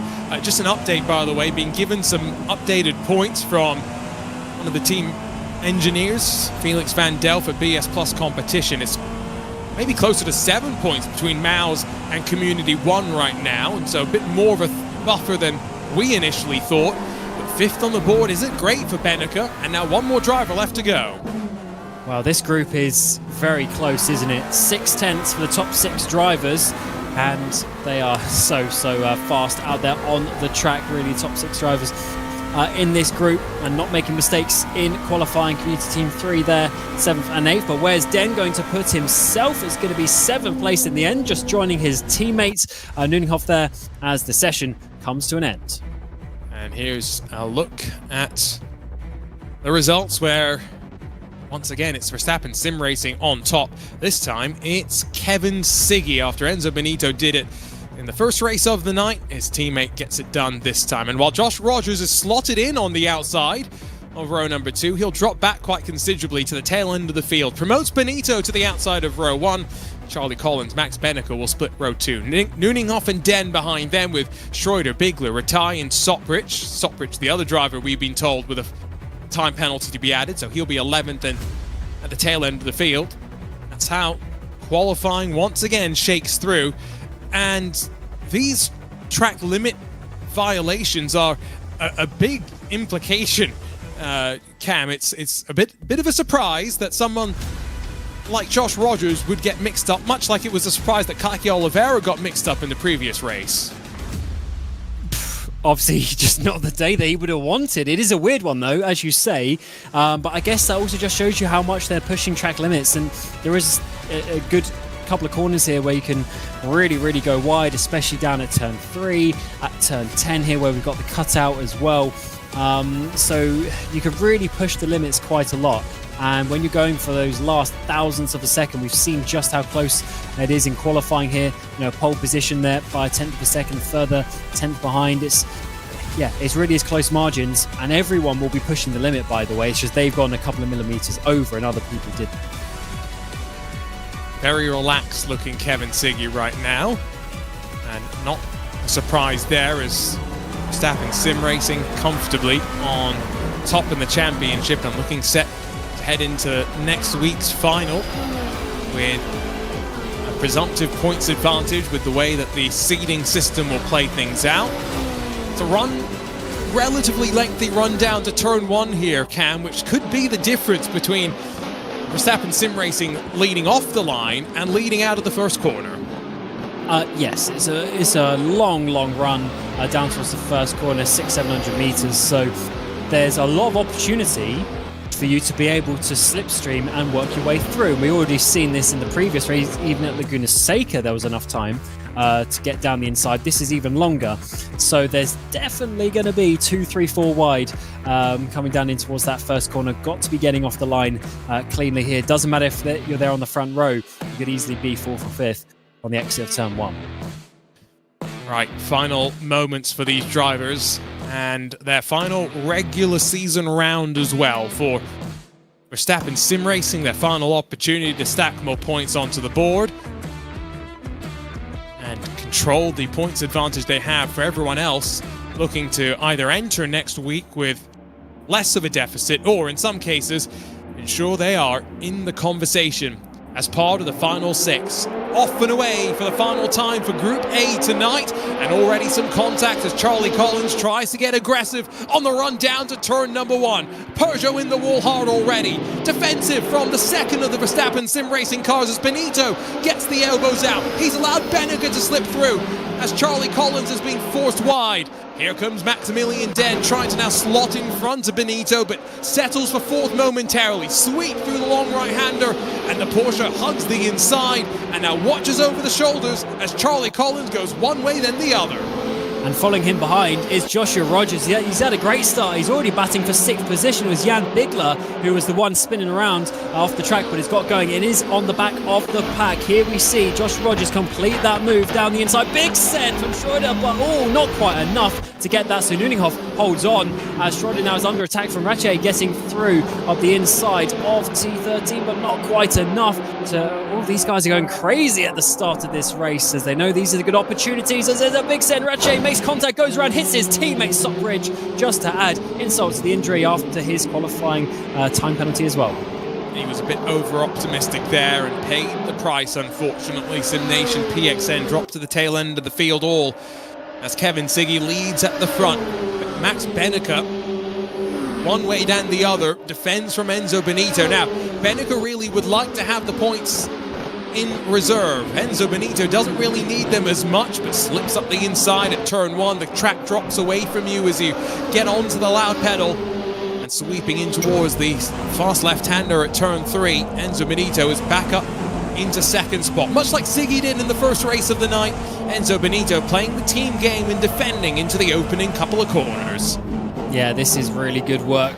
As you say, sort of mirror image, flashing of the lights as we work our way down into the hairpin, a T6, and it looks like it's 2 Porsche Commanders as Rogers has got past Den, and Nuninghoff is still flashing the lights, so he's obviously got knocked out the way somewhere, possibly by Rogers, and that's how he's gone down 2 places, and that's why the lights are still flashing on that car. Out of the way goes Den to let Nuninghoff through, as there's some team orders as such to allow Nuninghoff to be in the position to fight once again against the Porsche Commander cars. And based on estimated points with the drops, TC Esports and Porsche Coanda are currently tied for 3rd, so it's definitely something for us to keep in mind. 1 race each for them to try and close the gap to Verstappen Sim Racing. As quick look over the shoulder for Nico Nuninghoff, who's got a bit of a gap now back to teammate Maximilian Den. As they were for the most part, it's teammates running in pairs. And just missing, of course, Moritz Lohner, the Maus driver who's left his teammate to run up in 3rd position by himself. Benica once more on course for a podium, doing a good job tonight. I mean, the best that he can do in this situation, to be honest, and what we're seeing now in this race is the top 3 have pulled away in the Porsche Commander cars. I think it's really going to be too far to chase down. They're well out of the slipstream range now, and they're not going to be in a point to easily fight there. So this is looking very good for Benica, but he can't get too complacent. And the live points standings, he's still the sole driver scoring. So the issue is, even if he gets in that 3rd position, of course he'll be getting 14 points. There's other points missing from Moritz Lohner. Say he got even 5th place twice. That's 10 and 10. There's an extra 20 points they could have, which easily get them to safety, but they do not have it. So the 3rd place definitely needs to hold on for Benica. Would have been much more comfortable if there was a substitute available, like we've seen for Jack Keithley coming in and winning in the first race for Group B tonight. Benica fighting by himself. Maximilian Den, after letting his teammate slip through, now defends from Tim Schroeder. He goes deep in through the opening corner, not even halfway through this final race of the regular season, and are expecting that, at least for the Rennsport Community Team 3, this will be their final outing. The community teams all qualified through the public qualifying portion, but I really like that if they're not representing an esports team already, let them represent the community, and in Nuninghoff and Den go 1 step further than that camp. They are the Rennsport Grandmasters. They are consistently amongst the quickest and top players on Rennsport. And we can definitely see that, especially with Nuninghoff having 3 podiums to his name already before the night. And he is working his way into a good sort of finishing order. The problem is now is that we've got a bit of a team order situation in terms of the standings in this race, and Nuninghoff hasn't been able to get his way in between the Porsche guys. But as I said, I do think there was some form of incident between Rogers and Nuninghoff, which is how Nuninghoff went back a couple of places. So who knows if that's going to turn into something later on. But maybe not much in terms of the race result being changed at all. As there's Maxi Den just got to focus on having his car in the best position. Told to Schroeder and Bigler in behind, but you are right. I shouldn't oversight it too much. The community aspect is so important in any series, and the fact that we've been able to have the drivers representing that here is pretty cool. Yannick Bigler, not the only driver on PlayStation either. I did note in Group B there was a driver there as well. Name slips my mind, but that's the reminder that for anybody who's wanting to get into the world of sim racing, be it competitive or not, you don't have to have a PC. PlayStation and Xbox will do just well. And the Rennsport physics engine runs identically across the PC and console platforms. So everybody on the same playing field. You could compare yourself against the likes of Charlie Collins and Josh Rogers, and please don't compare me to Charlie Collins and Josh Rogers. I know for a fact they are quite considerably faster than me, and on the hunt right now as well. Not the easiest day for either. Rare mistake from Josh Rogers, I would argue, in our first race at WeatherTech Raceway Laguna Seca. They are not far away from Max Benneker now with 5 laps left to go. I love when you see two teammates working together like this, and you really feel the uniformity as they have the 2 cars, 2 liveries, working their way up towards a driver of such stature as Benneker, and also Benneker Rogers being 2 of the best drivers in sim racing and having all the fights that they've had in the last 5-10 years or so. Great to have them pushing their way forward, because Charlie Collins has probably been the better driver than Josh Rogers in this championship his R1 season so far. We'll have to see how that one works when we get towards the finals in terms of prioritising anything, but I guess they just want to get as many points as they can, and another second and a half. I'll have another couple of points for getting Max Benneker, but it is lap 6 coming to lap 7, so 4 to go here at Fuji. This is race 2 for Group A, their final chance to get points at the end of the regular season. Feels weird that this is a relatively short regular season, but it really does encourage these drivers to avoid making their mistakes. Even with the inclusion of the drop rounds, Porsche Coanda finding out that the drop rounds being used effectively to help them from the disqualification back at round 2. They've done a good job to bounce back. And while they run single file, the teammates at the back of the pack start to squabble. Oscar Soprich, Daniel Ratai, that's 10th and 11th up for grabs. Is there one bit of contact? Is there another bit as they squeeze up towards the left-hander at Coca-Cola? Smile on the face of Daniel, and I don't blame him either. This looks like fun to close the season out. Oh, absolutely. Just fighting your teammate. It's sort of in a place where it doesn't really matter. It's not like they've got a driver coming up right behind them, so they can have a bit of fun. And it's great to see the drivers enjoying themselves in that situation as well, because your teammate's the first driver that you want to beat, right? That's what everyone says. Of course, the rule number 1 is to not hit your teammate, but you can at least try to beat them, and that is exactly what he's going to be able to do. But in terms of the Verstappen guys here, it's less than a second. Kevin Ziggy going hard to the right off the track to try and avoid his teammate getting the slipstream, which doesn't seem to be quite as effective as we saw back at Monza, and enough for Ziggy to hold on. But Benito is still there, and after winning that previous race, he's going to want to try and swap that back around again. If Kevin Ziggy is listening, maybe just a little headbutt to the steering wheel. Draws a lot of blood, but also gets his juices flowing that little bit more. We saw that, of course, at the Esports World Cup just before he went on to win the Drivers' Championship. Enzo Benito has long been one that some have argued one of the more adaptable drivers in sim racing. We've seen that in the VCO Esports Racing League, jumping across the sim racing platforms, different cars, different tracks as well. Enzo doing a good job to put the pressure onto his teammate right now with what will be 2 laps left to go. Skip the chicane to enter the last sector of the lap, and Charlie Collins, Josh Rogers, target acquired on the back of Max Benneker. And I think if one gets through, both might get through. But we both know Benneker's not going to sit back and let these 2 have it easy. They can, for lack of a better word, bully Benneker here a little bit. They can do 2 at once. They can go left, they can go right, and they can try and get him going offline, knowing that there's 2 teammates who are coordinated in their attack coming towards the final couple of laps. And I mean, this could be quite big in terms of the points for Benneker. I mean, he's really going to struggle in terms of the amount of points that he can get anyway, or that the team can get anyway.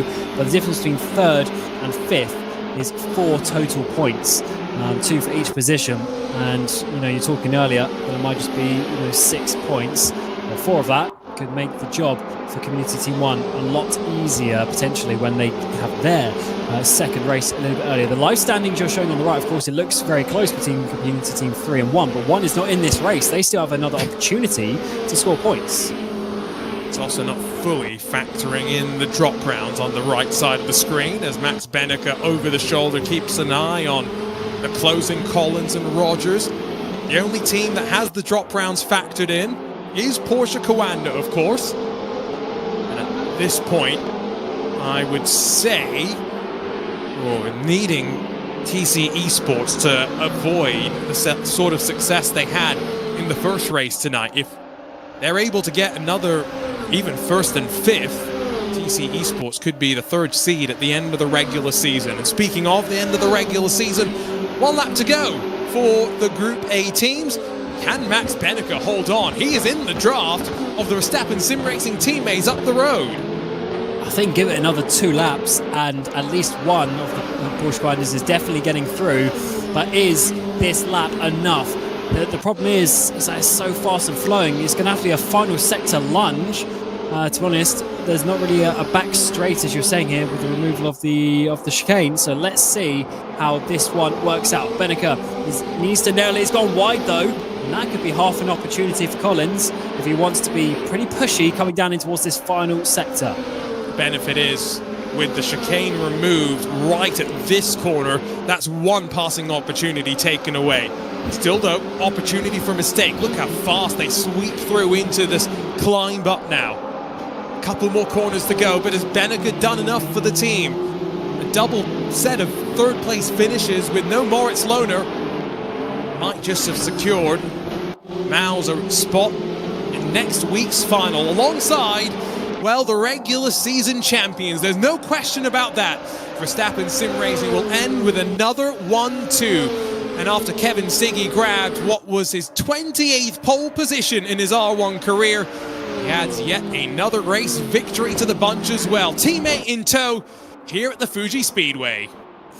Maximum points for Verstappen Sim Racing, and that is absolutely what they love. What a result for Benneker to hold on as well. Pretty much the best that he could do, and all these teams rounding off their regular season. And also for Simulation PXN as well. Maybe we won't be seeing them when it comes to the finals, but at least they're having some fun. Sopridge there, the final driver, weaving his way across the line and finishing the season with an 11th place finish. And they had fun in that battle for 10th and 11th, at least, behind the Siggys, the Benitos, and the Bennekers, while Charlie Collins and Josh Rogers combined for Porsche Coanda to do what they could. Nooninghoff and Den, some good points for the Rennsport Grandmasters, who should be finals bound, but Schroeder, Bigler, Ratai, and Sopridge, unfortunately, likely to be the end of the spring season for them. Well, I was holding for a pause to wait to see if we can go directly to talk to Kevin Siggy, because we didn't get to catch up with him after the first race of the evening, and unfortunately he is not ready for a quick chat with us just yet, Cam. So let's start to think about what lies ahead. A chance for BS Plus competition to grab some more points, solidify their spot in second, but also for TC Esports to come out swinging. Yes, indeed. TC Esports, I think, are one I wasn't quite expecting to be so close in terms of the points, but Jack Heafley coming out swinging in this first race, and in terms of the points standings, they're looking really, really close with BS competition as well. About 10 or 15 points in that one. So we've got a lot of fast teams up towards the front. Of course, it's a shame that we're going to be saying goodbye to some teams, but at least it leaves 6 of the fastest teams in sim racing to go to the finals next week. And I think we do have a chance now to catch up with our race winner. So let's chat with Kevin Siggy. And Kevin, good day for Verstappen Sim Racing overall as you now head into next week's finals. Let's go back though to race 1. Talk us through the fight with Josh Rogers in that opening lap at WeatherTech Raceway Laguna Seca. Yeah, it didn't really take long, did it? So kind of kept him at bay, luckily. So and in the end, unfortunately, he spun. So made our life easier. And a pretty, I don't want to call it an easy day overall, but 1-2 in both races. How easy was it for you? Well, considering they probably practice a lot less, yeah, obviously easier. But I mean, it's I don't really know what else to really expect from it. Otherwise, yeah, we're just going along as is. So yeah, that's it. Next week's the final. Anything different that now you're going to be focused on? Obviously, the format means the tracks are going to be a big focus, I would guess, to understand the nuance with this hypercar class. Yeah, it's plenty of tracks, plenty of combos. So we just go, 20 minutes each track. So to see how it goes, and we just keep looping them till inevitably, you sort of feel comfortable in a way. So. But at the end of the day, yeah, it's just counting on the days until the final. Let's see what happens. Well, Kevin, congrats on a great day for Verstappen Sim Racing. We'll see you next week for the finals. Thank you. So, Kevin Siggy joins us in the booth. Enzo Benito joins us now. Enzo, quick question for you. Another 1-2 for the team, but you had to fight through that opening couple of corners. How was it in that second race? A bit more fun than the first one, I guess.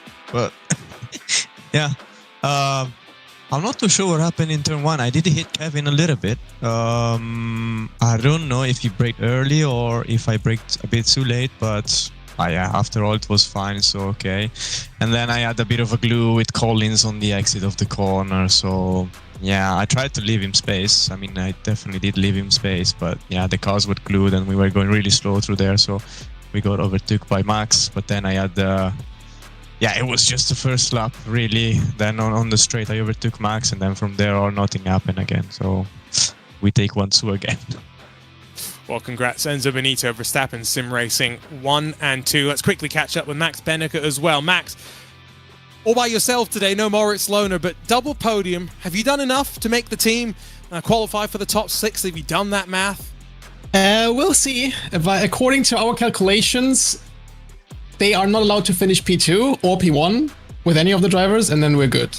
That's our calculations. Don't know what you guys came up with, but should be enough. So maybe next race is without Moritz as well. Talk us through that mentality of having to prepare for this by yourself and knowing that you didn't have a teammate to fall back on in case anything happened to you. To be honest, I wasn't really thinking much of that. Just did a couple of laps before and thought it was going to be fine. Last race I got taken out at Monza, so anything can always happen in the end. It's a bit random too, so yeah, but happy we had this result today. Well, Max, glad to see a smile on your face. We'll see you next week for the finals. Thank you. And of course, that leaves us with these standings. And as it stands pre-drop rounds, Mouse is 7th, but they have less points to drop, less say. So Community Team 1 are behind. So let's see how it goes in terms of this final race of the regular season. Community Team 1 are out on track, and it is really them and Mouse on the cut line. Just a reminder, top 6 teams go through to the finals next week. The bottom 6 go home. So the likes of the bottom 5 teams actually are basically already out because either they've done their last race or they don't have enough capacity of the points. So it is Community Team 1 and Mouse that we are looking out for in this final race of the season. It's Group B, race number 2, round 4 for Rennsport R1. And here come the qualifying laps. Here is Cristiano Ginotto off a podium finish in that previous race, and this is your Community Team 1 driver, him and Latkovsky. You heard Max Benecke there just saying they can't, if it's Mouse to go through, this team cannot get a win or a second place. Yes, that's going to be difficult with the likes of TC and BS competition in this group, but you never know with Ginotto getting a 3rd position back at Laguna Seca, working his way through this part of the track. Sector 1, Sector 2, all very close to each other, so not much to say about Sector 2, but let's see what he sets in terms of the lap times. If it's going to be well down into the 20s, this is going to be a good lap, but if it's in the 21s, then we might be seeing some other drivers get past him. Long run up towards the line. See where our PlayStation driver is going to be able to get himself. And it's a wait. It's a long wait. It's going to be a 20. No, it's going to be a 21.1. That definitely is not going to be pole position. Important thing, though, is what Benecke told us, right, Cam? Which is that as long as the pair of Ginotto and Latkovsky finish third or lower, then that's enough for Miles, right? So I think that's an easy target. We know Keith Lee's quick, we know Heike Oliveira can be quick, and that's just the two of them. Kimi Happel is reminding us the Swedes are here to fight, but it's only good enough for second for the time being. That's one team that we unfortunately know is unlikely to see next week's Final Six. Yes, indeed, and great to see actually a driver representing their flag, and of course the nation that comes along with it is Latkovsky, the North Macedonian, across the line. It's going to be a 90, it's going to be a 20, oh, 20.9. There goes to the provisional pole. Community Team 1 on the front row as it stands, but only 3 times set so far. And here's the one that I think Ots will be keeping an eye on after the 5-second penalty for track limit seemingly after the lap was complete in the first race. Can Heike Oliveira avoid that same pitfall in race 2? It's good enough for pole. That was never the question. 6/10 clear. Where's the rest of the field going to be? And has he avoided that dreaded penalty? We'll certainly see. If we get a notification from Race Control, we will let you know as soon as we know. Here's Tuolashi for TC Esports. Struggled in that first race in Laguna Seca, being held off at the end. But you know, not able really to do too much about that one. And coming across the line, it's going to be second place with a 20.5. That is looking pretty nice for him so far. As we go to see Ladder, we've got a couple of DNFs there for the EMM drivers. Does that mean they're not going to set times? That would be a bit of a shame to lose those drivers.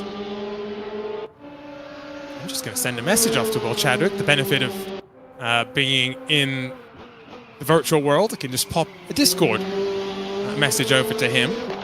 That doesn't look ideal, and I think that would potentially preclude them from even joining the race as well. That is correct. I believe if you leave, you can't rejoin in that regard. So that is that is going to be a big shame for EMM, which means you may only have 8 drivers, because remember, there's only 10 in this group because Referrix are not here today. So may only be 8 drivers, which sort of reduces the minimum points that you can get in a race so far. But let's see what Ladler can do. His teammate Hapala is in 5th place on a 21.7, and out of the final corner.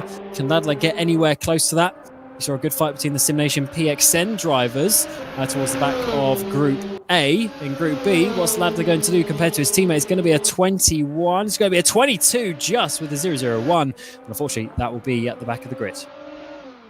Here comes the Stapler in the Clementine Cruiser. Robbie Stableford just has that final corner to go. And already down about 3.5 tenths of a second. It's not going to be on the front row unless he's magicked up something in this final sector. It should be good enough for third.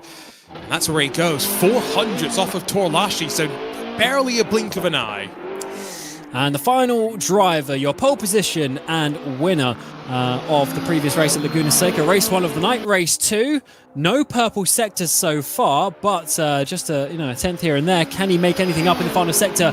We're going to be seeing Heike Oliveira on the pole position, and to the line, it is going to be second place by 0.5 tenth of a second, and Oliveira will get the pole, and it is going to be BS and TC once again rounding out the top 4 in the qualifying. Have no notifications of time penalties just yet, so it looks like it's going to be Oliveira, Keithley on the front row, Tuolashi and Stableford on the second. Community Team 1 will round out the third row, and they need to somehow try and get a win or a second place to overcome Mouse, who've already got their final total of this season. And confirmation from EMM that they just didn't finish qualifying, so we should still see 10 in this final race of the regular season. But Latkovsky and Gianotta, no question of the target for them. It's move forward and win this race. If either of them or both of them finish third or lower, Mouse will make it to the final, and Max Benneker, that smile on his face, will get even bigger. It certainly will. He's very happy. After that previous race, let's see if that one continues. We did see the webcam there of Will Chadwick, so I should say, Arjuna, looks like they are going to be in the race, which is good for them. It was a tough one for Will, actually, in that Laguna Seca had multiple issues in that one. Schmidl was doing a bit better, just not quite on the pace that he would have wanted, but let's see if they can finish the race strong as well. I think I've just got word that Jack Keithley has got a 5-second penalty, as has Mikkel Schmiedel. Now, Schmiedel was already starting at the back. If Jack Keithley's starting down the tail end of the field, Cam, keep an eye out for the black and gold Porsche 963 to be carving its way up through the field. Yes, just waiting for race control to send it in our chat, but let's see what happens in terms of the qualifying order. Oh no, race control are typing. They say there you go. Okay, he's in the wrong picture. He's in the wrong picture, but the tension is there. Yeah, See, that means something has changed though. The benefit of being in many, many Discords from many, many years ago is that some of them occasionally still have some information of use. And one of them does have messages about time penalties in R1 competition. So I'm going to just say... Oh, is that the old chat that used to just ping, ping, ping, ping, ping? Exactly. You know the one I'm talking about. The chat that got muted straight away. Because anytime a lap is set or a sector or someone goes wide, a message comes through. It's very informative, actually. Hey, just not send a notification. Like right now, it's giving me all the information that I need to tell you that I believe Jack Keithley's not going to be starting where we saw him on that qualifying grid. Well, that is some big news because that leaves Kaiki Oliveira at the front of the grid with his teammate. With him as well. So BS Competition can potentially get a 1-2 here, something they did twice a week ago at Monza. And Kaiki certainly looks a lot more calm than he did in the webcam shots before Laguna Seca after he got the penalty that time. But if it's Jack Keithley this time, that's a big shame because Keithley was looking fast. And yes, Keithley is not there. It is going to be Oliveira with Torlashi on the front row. Stableford from third place, and it's a solid start there from all of the drivers. A move to the inside goes Oliveira down in towards the braking zone, but looking behind is actually Latkovsky. He's trying to make it 3 wide momentarily. Way too wide there goes Gianotta, and potentially a few drivers going up the inside of him, and it certainly will be Jack Keithley, who's already made a fabulous start up in towards P5 and in towards turn 3 for the first time of asking. Latkovsky is trying to get up the inside there and then turn around to the outside of 100R in towards the next braking zone. Third position has been had, maybe even second place. That is what he needs to try and qualify into the next stage. And he needs his teammate to back him up as well. And Gianotta's been swarmed slightly, not just Keithley that's made his move. Keithley past Torlashi as well. But Kimi Happela's going to sweep past Cristiano Gianotta in towards the final sector of the lap. Up the inside at what is turn 10. And as he begins to climb up the hill, whoa, aggression now as Gianotta tries to hold on to 7th spot. You can tell he knows he can't afford to lose much more track position. Magic Mikkel Schmiedel's trying a move. Behind him is teammate Chadwick under pressure from Ladler. Gianotta's off the track, squeezed by Schmiedel. And that's important for Community Team 1. Oh, big spin there, unfortunately. And for Gianotta, that might be the opportunity gone to get inside the top 6 because he's going to lose so many points, dropping down into last place. And he is off in 10th, and he's way off the back as well. So realistically, he's only going to be getting maybe 8th at best if some other drivers have a few issues. And back to the front here on lap number 2, we're looking at Latkovsky in the white and red Porsche there in 3rd place. This is the type of thing that he needs, but he can't afford Jack Keithley to come past, but he was on the provisional pole, so Keithley's going to be very fast coming through these drivers. Yeah, I think he is definitely going to be one to keep an eye on next week, because now TC have got some decisions to make. Does David Sobrero come back in the place of Jack Keithley, assuming he's available again, or do you leave him in? I don't want to be the team manager right now, that's for sure. Yeah, that's an interesting call. The reserve driver potentially being a bit faster, or maybe it was actually due to availability earlier on. Who knows how that one is? No. He already said he was having some problems. Definitely, but that's the question, right? Do you bring David Sobrero back in if he is available again? That's a tough call. Unfortunately, not our one to make, but Latkovsky having some wiggles there, and to be honest, with 8 laps to go, it's going to be a hard battle here to hold off Keithley, who's probably the fastest driver on the pitch today. I wouldn't actually be surprised if Keithley was able to get through to the race lead if Oliveira can't find a gap, but he has. It's 2 seconds. Keithley in behind. He's getting the slipstream down in towards the first corner. Is there going to be a ascent? Latkovsky feels like there might be. Oh, there is down the inside. Keithley later on the brakes gets his nose up the inside. Latkovsky's going to try and do the up and under, while Keithley will have the inside down in towards turn 3. And what this is also helping TC in is their fight with Porsche Coanda.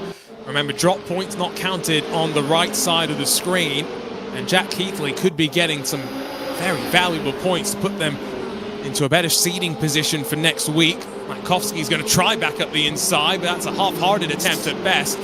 And then almost runs into the side of the left rear. And now just watch as Keithley's going to drive away. Justin Torlashi, is he going to follow his teammate through? Because that would be the nail in the coffin for the Community Team 1. Once you factor in the drop rounds, Mao's currently sit comfortably in front of the top 6. Yes, this is looking a little bit nicer. So I say the live standings on that top right doesn't include the drop round. Community Team 1 have a bigger drop than Mao's by 4 points. So it is still going to be very, very close between them. But with Ginotto down in 10th place, this is not the ideal situation. If he could get a few places and Latkowski could get up into second, then let's see how this one is going to work out. Lap 4 we go on to is the BS1-2 Oliveira leads Stableford, like we saw Sebring last time out, but Stableford not been able to challenge Oliveira, but calmly keep pulling away from this battle that we're seeing.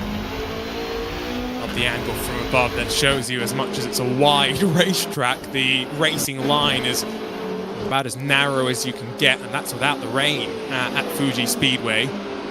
It's an interesting track, to say the least, in the shadow of Mount Fuji. Lots of golf courses around it as well. I think there's about 7. And you could probably dodge some gluten as well if you combined the Japanese experience, which is you play your front 9, eat your lunch, and then go out and play your back 9 as well. You've avoided seeing too many drivers off in the gravel chaps, the equivalent of the bunkers.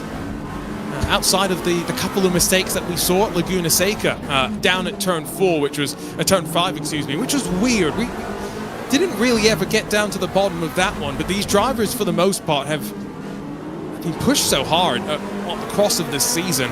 The track vote makes it difficult for them to dial themselves in, especially for those that aren't full-time sim racers, Cam. And so, in many ways, I'm often surprised that we don't see more incidents and issues out on track. Yeah, it was interesting hearing Kevin Ziggy in the interview of the last race basically saying they do 20 minutes on each track rotating. I guess that's quite a good way of doing it. But yeah, I mean, if we knew the tracks, these guys would literally be on it for a whole week. Like the same track, or the same 2 tracks in this case, all week. But let's go back to that in a second, because Schmidl to the outside of Haapala, that is a crucial and tight move. He gets it done. Haapala not able to hold on to that one. That is a very tricky part of the track to then have a comeback, because you have to brake so late in a short braking zone down in towards T6. A big wiggle there from Schmidl though, so this isn't over. Almost halfway through this final race of the regular season. These are 2 drivers just fighting for consolation at this point. Heavier braking zone might have presented an opportunity, but look how much more confidence Schmidl had to carry the speed through. And it cost him then as you climb up into this final switchback sequence of corners. Got to really arc in the entry to this left-hander and climb over the crest, power down, set up into the final corner, and the 1.5 odd kilometer run down into turn number 1. Haven't really seen too many drivers making a mistake at the final corner and opening up turn 1. Enough time though on this main straight to grab a drink of Red Bull or whatever your preferred drink is. Indeed, it's plenty long enough, even in these hypercars, pretty much getting to 200 miles an hour, 320 Ks down in towards the heavy braking zone of turn 1. Expertly hit by those drivers and no mistakes thus far, so Schmidl able to hold on at the corner where he made this overtake 1 lap ago and should be there in 6th position, and is definitely a good choice from those guys to put him in the car, because he's been their best scoring driver of both races as it stands, with Will Chadwick just in behind Haapala now trying to get past him. Ginotto still not on the back of these guys after his incident on that first lap. That poor start, really not the root cause of the issues for the team. It's not helping them by any means, and Mao's currently enjoying results swinging the way that they are. BS Plus also enjoying the fact that with a 1-2 here, with the estimated drop points I think factored in, They're going to finish 18 points behind Verstappen Sim Racing, which I don't think they would complain too much about over the course of the 3 scored events. Sets them up nicely for next week. However, it's going to be very different when now they are placed against Verstappen Sim Racing, Porsche Coanda, and made to actually fight on track. So as much as they've accumulated points, they haven't necessarily been testing themselves against those they'll be fighting with next week. Yeah, I guess that's true because, yeah, their best scoring weeks are going to be without the so-called best teams, or 2 of the highest scoring teams. So that is very true. So I'm sure the scores will be different if all teams were racing in like a 24 car grid for the 2 races each night. So that is very true, but that is the format that we've got, and they've scored the points. They're going to be very happy with that to qualify themselves through. They have a good seeding as well, so they're going to be in a great place, as that is a huge chunk of the curbs there from Will Chadwick on the inside and out. Keeps it in line though in his fight for was technically a 6th position fight, because Schmidt was not pulling away since getting in front of Hapola. Now the gap's not increased too much. Well, Big Sen coming. There's Will Chadwick. That one was textbook. Late commitment, choreographed quite early by Chadwick, but early enough that Kimi Hapola was able to sweep around the outside and hold on. But now feeding that draft behind, almost looks as though one standing still, left, right, then back, left and right again. Well, Chadwick's not going to be as aggressive under the brakes in towards turn 1, but as they drop down, 3 laps left to go. Up to 7th spot in the Peugeot. A nice move there. Will Chadwick celebrating that position for P7. You love to see that. And he's certainly looking a little bit more happy than he does sometimes in the car. And he's now following his teammates through. That might be the best that they can do, though, as 5 seconds or so up the road is Torlashi, who we've, to be honest, not spoken about at all this race. He's just sitting there in 5th place, in behind Latkovsky. And it is only half a second between the two for the fight for 4th position. But ever since Keithley got past these two, not much has changed inside that top 5. And similar to the previous race, with Torlashi stuck behind Janota that time round, is now the same livery but different car of Latkovsky and the number 7 that he's following and not able to get past. Latkovsky and Gianotta doesn't look like it's going their way this season. However, it's been a decent showing for them in one of our community teams, hoping that in a follow-up season, depending on how things move around, might not be paired up necessarily together, but hoping the drivers will still be represented in the championship. I would assume there is likely to be another qualifying phase, so maybe some of those watching thinking that they'll be a part of the next season already start their own qualifying grind. That steering angle from Augustin Torlashi, his hands working really fast, especially when you compare them to Cody's. 2 very different ways to extract speed from the car. Indeed, Torlashi a bit more of an aggressive driving style. I mean, look at that. I mean, it's almost like they're driving different cars. And they're not even, are they, they could be driving some different chassis in this game. They're not even doing that. They're driving the same Porsche and still sliding around a lot for Torlashi. And I wonder if that is maybe not supposed to be the way to do it, although a little bit of a wiggle there from Latkovsky. Is that going to slow him down at all? Not quite. Let's see this gap. It's 0.47, but not quite enough to close in. Now it does, and it will ramp in a little bit as we get up towards the top of 7th gear. Will go down under 0.4 of a second as we come on to the final lap of the race. 5 seconds is the lead by Oliveira, unchallenged since the start of the race, but still this move potentially to decide for 4th place.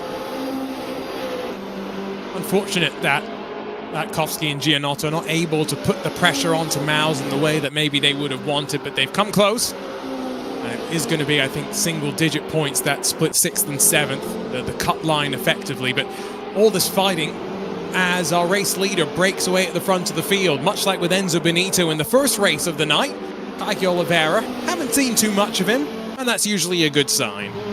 It certainly is. Keke Oliveira, for BS competition is going to be another 1-2 finish. There's going to be 3 and 4 races for these boys, and they are putting the points on the board to take home second place in the team standings. After the regular season, is going to finish with a Kike Oliveira win and a 1-2 finish with Robbie Stableford some 5 seconds behind. Keithley is actually chasing him down. I tell you what, another lap or two and Keithley would have that place, but it's Oliveira across the line to win here in Fuji. Keithley from the back of the grid after a time penalty in qualifying. He did get the initial provisional pole, but will end up in third place after coming back through the field. Latkovsky will hold on to fourth place with Torlashi in behind in fifth. And unfortunately, that is not going to be enough for Community Team 1, we don't believe, to pass Mouse. And Community Team 1 will end up in 8th position with Ginotta as well. Ladler and Chadwick will be the final drivers to finish here. The regular season Group B Race 2 comes to a close, and there's confirmation of the result after 13.5 minutes, and the fastest lap of the race going to Oliveira, Stableford, Keithley on the podium, and the rest as you see. Schmidl getting a 6th place for EMM after a DNF in the qualifying, not so bad, just 16 seconds off, but Chadwick once again struggling and finishing at the back. Interesting race, all things considered. BS Plus will be relatively happy with the results. And I'm pretty sure Kike Oliveira, confidence shown from the team in him, bring him over to Germany, is once again paid off, and looking forward to catching up with him. Yes, Kike indeed. What a race that was in the end. You got gifted the pole position. This time, instead of you getting the time penalty, it was Jack getting the time penalty, and started on the pole. You had it covered down into turn 1. How were you feeling coming into this race? First of all, though, assuming Jack was there, do you think that was going to be a very close race between the two of you? I'm not sure. Maybe, yeah. He was really quick all around. He got the podium, even with the slowdown. He did a better job than me. I mean, I wasn't really lucky in Laguna all around. Like, it was all my mistake with the quality lap, and it wasn't enough. Silly mistake on sector 2, but it is what it is, and I got shunted in Laguna. But here, it doesn't matter, like, this race is already gone. I was already ahead when he got the slowdown, so it wasn't really gifted. I earned the pole position, but yeah, I mean, let's see. I think I had the pace to stay in front. Would be a really nice fight. He's a very hard fighter as well. From what we race, and I really enjoy racing with him, but I take a long 1-2. I think it looks better than this way. Absolutely. Looking at the positives, you and BS, I think that's in the last 4 races, 3 1-2 finishes with you and Robbie, so looking really good. You had some great pace there. How are you feeling coming into the finals next week? You know, you're second in the team's standings. Mm-hmm. Yes, you didn't have Verstappen or Porsche Commander in the group the last 2 weeks, but still, you must be feeling very confident. Yeah. I think like the work this week, last week and this week, and the results, and also the more and more we drive the hypercar, the more we learn. And I saw, even though my laps, still the quali lap, I think is the only thing that I need to keep working, and everyone needs to keep working, as is the same for everyone. But I feel like it's the closest that I've been compared to other rounds, and I think for the final we will be ready for sure to bring up the fight and fight for the title for sure. We won't settle, so it's a very good motivation to come to the next finals, but we need to prepare for all tracks that will be thrown at us, so for sure we'll be ready, and I'm happy to perform. Yeah, indeed. A busy week ahead, so yeah, well done, Kike, and we'll see you next week for the finals. Yeah, thanks galera, ciao, bye bye. And then next, Robbie Stableford. We didn't see much of you in that race. Unfortunately, Kike was sort of pulling away at the front. But at the end there, you had Jack Keithley chasing you down. And that was really close towards the finish. Could you feel him breathing behind your neck as you're coming to that finish line? I seen him. I didn't really feel him, to be honest. I fell asleep after lap 2. And I did exactly the same thing I did in Laguna and got the second, and then I knew we just needed to get that, and we got the good points, so yeah, I'm happy with today. You were a little bit further off me. Okay, fair enough, you still got the second place finish. It's not that bad, but you're a little bit further off maybe, Kike, than I was expecting. Was that just because you weren't pushing 110% like in Monza a couple of weeks ago? Or is this, were you struggling a little bit tonight on pace? I pushed for like the first 2 laps, and then I just took a stroll. But to be honest, these 2 tracks didn't feel as good as Sebring and Monza. I just jumped on them 2 tracks and was at the pace. These two, I don't know, just couldn't find the 10th there in certain sectors. So yeah, we'll look at it going into next week, and then we'll try our best next week to hopefully get the W. Exactly, and you're looking strong. How are you feeling coming into that format as well? Obviously, this is just a couple of standalone races, but now you've got the points format coming into it. How are you looking forward to that? It was quite enjoyable in the LAN event in Munich, so I'm looking forward to it, especially the hero races we start with. They were quite good fun back in Munich, so yeah, I'm looking forward to it. It should be good fun in these cars. Yeah, good stuff. Well, you're on good form, so we'll see you next week for the finals. Cheers, thank you. And then lastly, Jack Keithley. Jack, you had the pole position. It was in your hands, but unfortunately that time penalty took it away. Was that a bit of a mistake in the corner, or was it just pushing the limits? You're bound to get off track when you're pushing the limits as hard as we have to, but now to be honest, it was a mistake, just going off track. And actually my lap time would have been second, so I'd been front row, but I'd been behind Kaiki. But I mean, look, to still finish on the podium after starting 8th, I'll take that. I wasn't expecting that. Yes, certainly. It was a crazy opening lap or so. You're already up to like 5th or 6th on that first lap. Just tell us about all the battling in that first sector or two. I was mental. I mean, I got a good start, and then the guy ahead, he left a little bit of a gap, but that's all you need. And I'm always, it's like the Matrix. I'm constantly scanning. And the thing is, at the start, I love it if I've got a lot of cars ahead, because I usually always make up places. So it's just really fun in that moment to like, oh, where can I go? Can I go here? Yes, I can. Oh, it works. That was pretty cool. So yeah, I came out of the corner, and yeah, I was 4th or 5th, and then I good battle with Cody Latkovsky, overtook him, and nearly got the stapler in the end. Nearly. Maybe one more lap, who knows? But it was a very fun first lap though. Definitely I'll be watching that again. Indeed. So I believe you're 3rd place in the points, and the important question is now, Jack, are you going to be there next week, or are you going to be sitting out the finals? To be there. We're all quick, so it all depends on who the higher ups choose, but I'm sure with enough cash slipping in their pockets, it'll be me in that car. But I hope it's me though, of course. And wow, in the final, and yeah, 3rd place in the team championship. That tells you how far we've come since this time last year as a team. It's despite our problems last week, we've ended this season, the regular season, really strong. So let's look forward to the final and see what happens. Absolutely, yeah. So congratulations once again on a strong result and P3, and we'll see you next week, hopefully. Yes. See you later. Ciao, ciao. Action man Jack Keithley with the wallpaper behind him, waiting for points to come through, and ultimately they will be provisional. Our race control team might have a few things to pick their way through, but I'm not expecting too much after what was a pretty, I don't want to say anticlimactic, but definitely not overly chaotic final round of this regular spring season. And I think now we do know with some confidence those 6 teams, and Maus in particular, let's start with them. They had a bit of a gamble. No Moritz Lohner this final round, but Cam, it's worked out for them, and Max Benneker, 2 third-place finishes, did exactly what the team kind of needed from him, which is stay out of trouble and hope that the chips fall as they did. Some would say lucky, some would say calculated. I do think it is on the side of luck a little bit, because Max did struggle quite a bit last week, I would say, relatively speaking. But look, it was a risk, and it seemed to work off. Maybe it was not necessarily a risk. Sometimes it was just what they had to do. Maybe Morris wasn't available. They didn't have anyone else who could fill in. That was just it. And Max had to do the best that he could.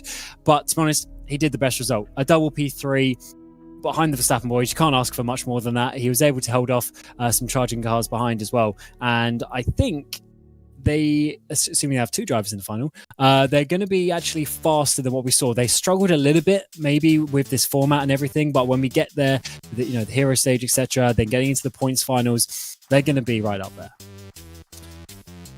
I love how you said it. If he has a teammate, and the presumption will be that there will be 2 drivers in next week's final. Let's talk about the hero stage final format very quickly, because this was something we saw for the first time in Munich, and it worked quite well, where 2 drivers a team, so still 6 teams, and the 12 drivers on track together. but one of the drivers scores double points as compared to the others, effectively an attacking driver and a defending driver, if you will. And I think particularly when we talk about the Verstappen Sim Racing and Porsche Coanda battle, that's going to be interesting, Cam, because we saw today the team games played from Verstappen Sim Racing in through the first couple of corners. Absolutely. So to follow your point, they're going to nominate who will be the hero driver for that race. So you can nominate your hero driver, but then if they sort of struggle or they have a spin on lap one and they're the driver scoring the double points, then, you know, it's one of those interesting things. But then you can use your defending driver to try and get in between some other drivers and take points away from them. So it is a very interesting format. It's not just thinking about necessarily just the race winner. You are trying to think about the drivers lower down in the standings or in the order as well. And it's going to be an important one to have both drivers there, of course. So yeah, I'm sure they will. This was calculated, I'm going to say, today.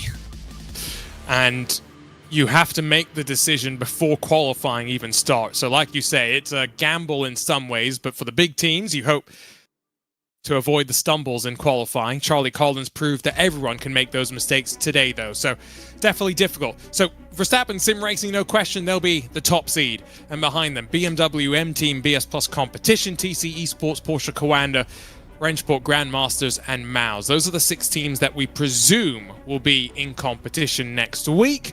Great to see the Rennsport Grandmasters team in action. Neuninghoff leading the charge on, I guess, all 4 of the rounds in my memory, but I think they're going to also be potentially contenders, because when you get into a platform like this, the number of different tracks that could be on offer, understanding the nuances of the platform are going to be so important.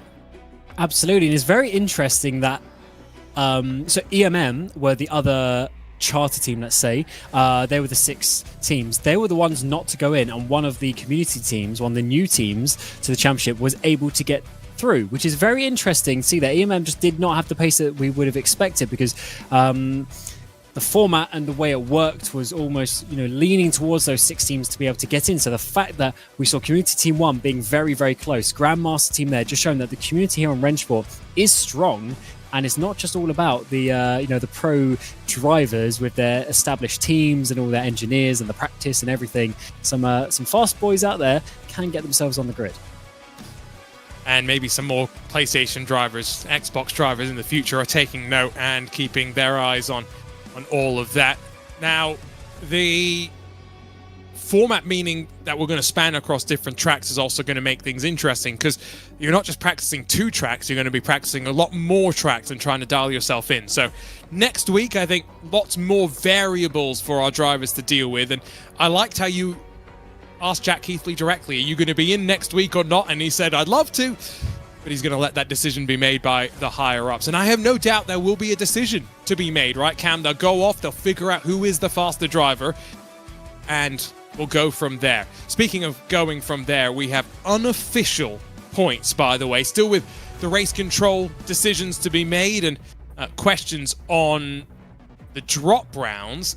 As this stands, BS Competition would have more points than Verstappen Sim Racing, so I'm not 100% sure about that. Well, we will certainly find out in terms of how it all gets worked out. Definitely unofficial results. But it is certainly looking very tight, though, between those 3 teams at the top. It's tight for P6 and 7. So overall, a very strong championship finish. Yes, I've got, I think, what appear to be more mathematically sane numbers in front of me. Verstappen Sim Racing with about 212 points, BS with 198, TC with 172, Porsche Coanda 165, Grandmasters 142, and then Maus 10 points clear of the Community 1 team. So that seems a bit more sane to me. Provisional still, of course. We'll wait for race control to make their final decisions, but no surprises in those front 6 teams. I guess now the teams go off, they do their practice. But those for the 6 that qualify, Cam. What about the rest of the teams? The ones that are going to be watching from the sidelines, slightly disappointed, I would guess, in some cases. Yeah, they still got a little bit of prize money. The bottom 6 teams, I believe, is €250. So at least it's something for them to show up, but none of the big prize money for sure. But yeah, look, they put in the effort, they showed up, and to be honest, there's some decent drivers out there. They gave us some good results. You know, the community team won, for instance, with Blatkowski, with Ginota getting podiums, but not quite able and falling short. Absolutely. Just waiting again for some points that we can show you as far as I'm aware. But other than that, we are at the end of the regular season and the finals await. So next week on the 10th of July, come back to the Rennsport channels for all of that action. Should be excitement. It will be Lewis McLean, Ewan O'Leary, I believe, in the booth for all of the action, bringing you through the course of the hero races and then, of course, into final mode as well. A little bit of the old format still kept while we include some of the new as well. I think that's going to be exciting. Lots to look forward to. Cam, let's also talk about the hypercars, because I've enjoyed the regular season now in the books, the fact that we've switched out the GT3s into these prototype Bs.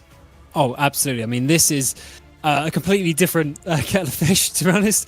The GT3s, everyone knows GT3s. It's the most common, any sim racing league, any platform, whatever, you'll find a GT3 league. It's the most common. So we had that for 3 years, multiple seasons. And now, of course, you go to the hypercar is completely different. You heard Kaike Oliveira there just saying they're literally learning. Even after a whole regular season, they're learning this car still. So there's still plenty to go. And yeah, I like it. I mean, you know, it's a lot faster as well, which is always exciting when you see them through the high-speed corners. It's yeah, there's no less so in terms of the the assist and everything. So certainly a interesting one. But yes, here is a more unofficial teams standings. Mathematically sane numbers at the very least, still with probably some questions left to be answered. But yes, Verstappen Sim Racing lead the bunch. They'll have a seeding advantage, a points advantage over BS Plus competition, TC Racing. But crucially, Porsche Coanda Esports Racing Team, who alongside of Rennsport Grandmasters and Maus will be our 6th next week. All up against Verstappen Sim Racing, I would say at this point. Porsche Coanda have a lot of work to do, Cam, to be in the mix. Yeah, they certainly do. They fell short. But don't remember, they obviously got that double DNF. So if you add those points back in, they would be right up there as well. So don't count them out. They're just going to struggle in terms of the seedings. But can't wait to see what the Grandmaster team do as well, being a new team getting in towards the finals. Well, regular season in the books. Just one more weekend to go of racing action. Join us on July the 10th for the R1 Spring Season Finale here on Racespot. On the Rennsport channels, Cam Roger alongside myself, Arjuna, Kanki Party, Hugo Luis and Philip stand behind the scenes bringing you the action. Can't wait to see who lifts the championship next week.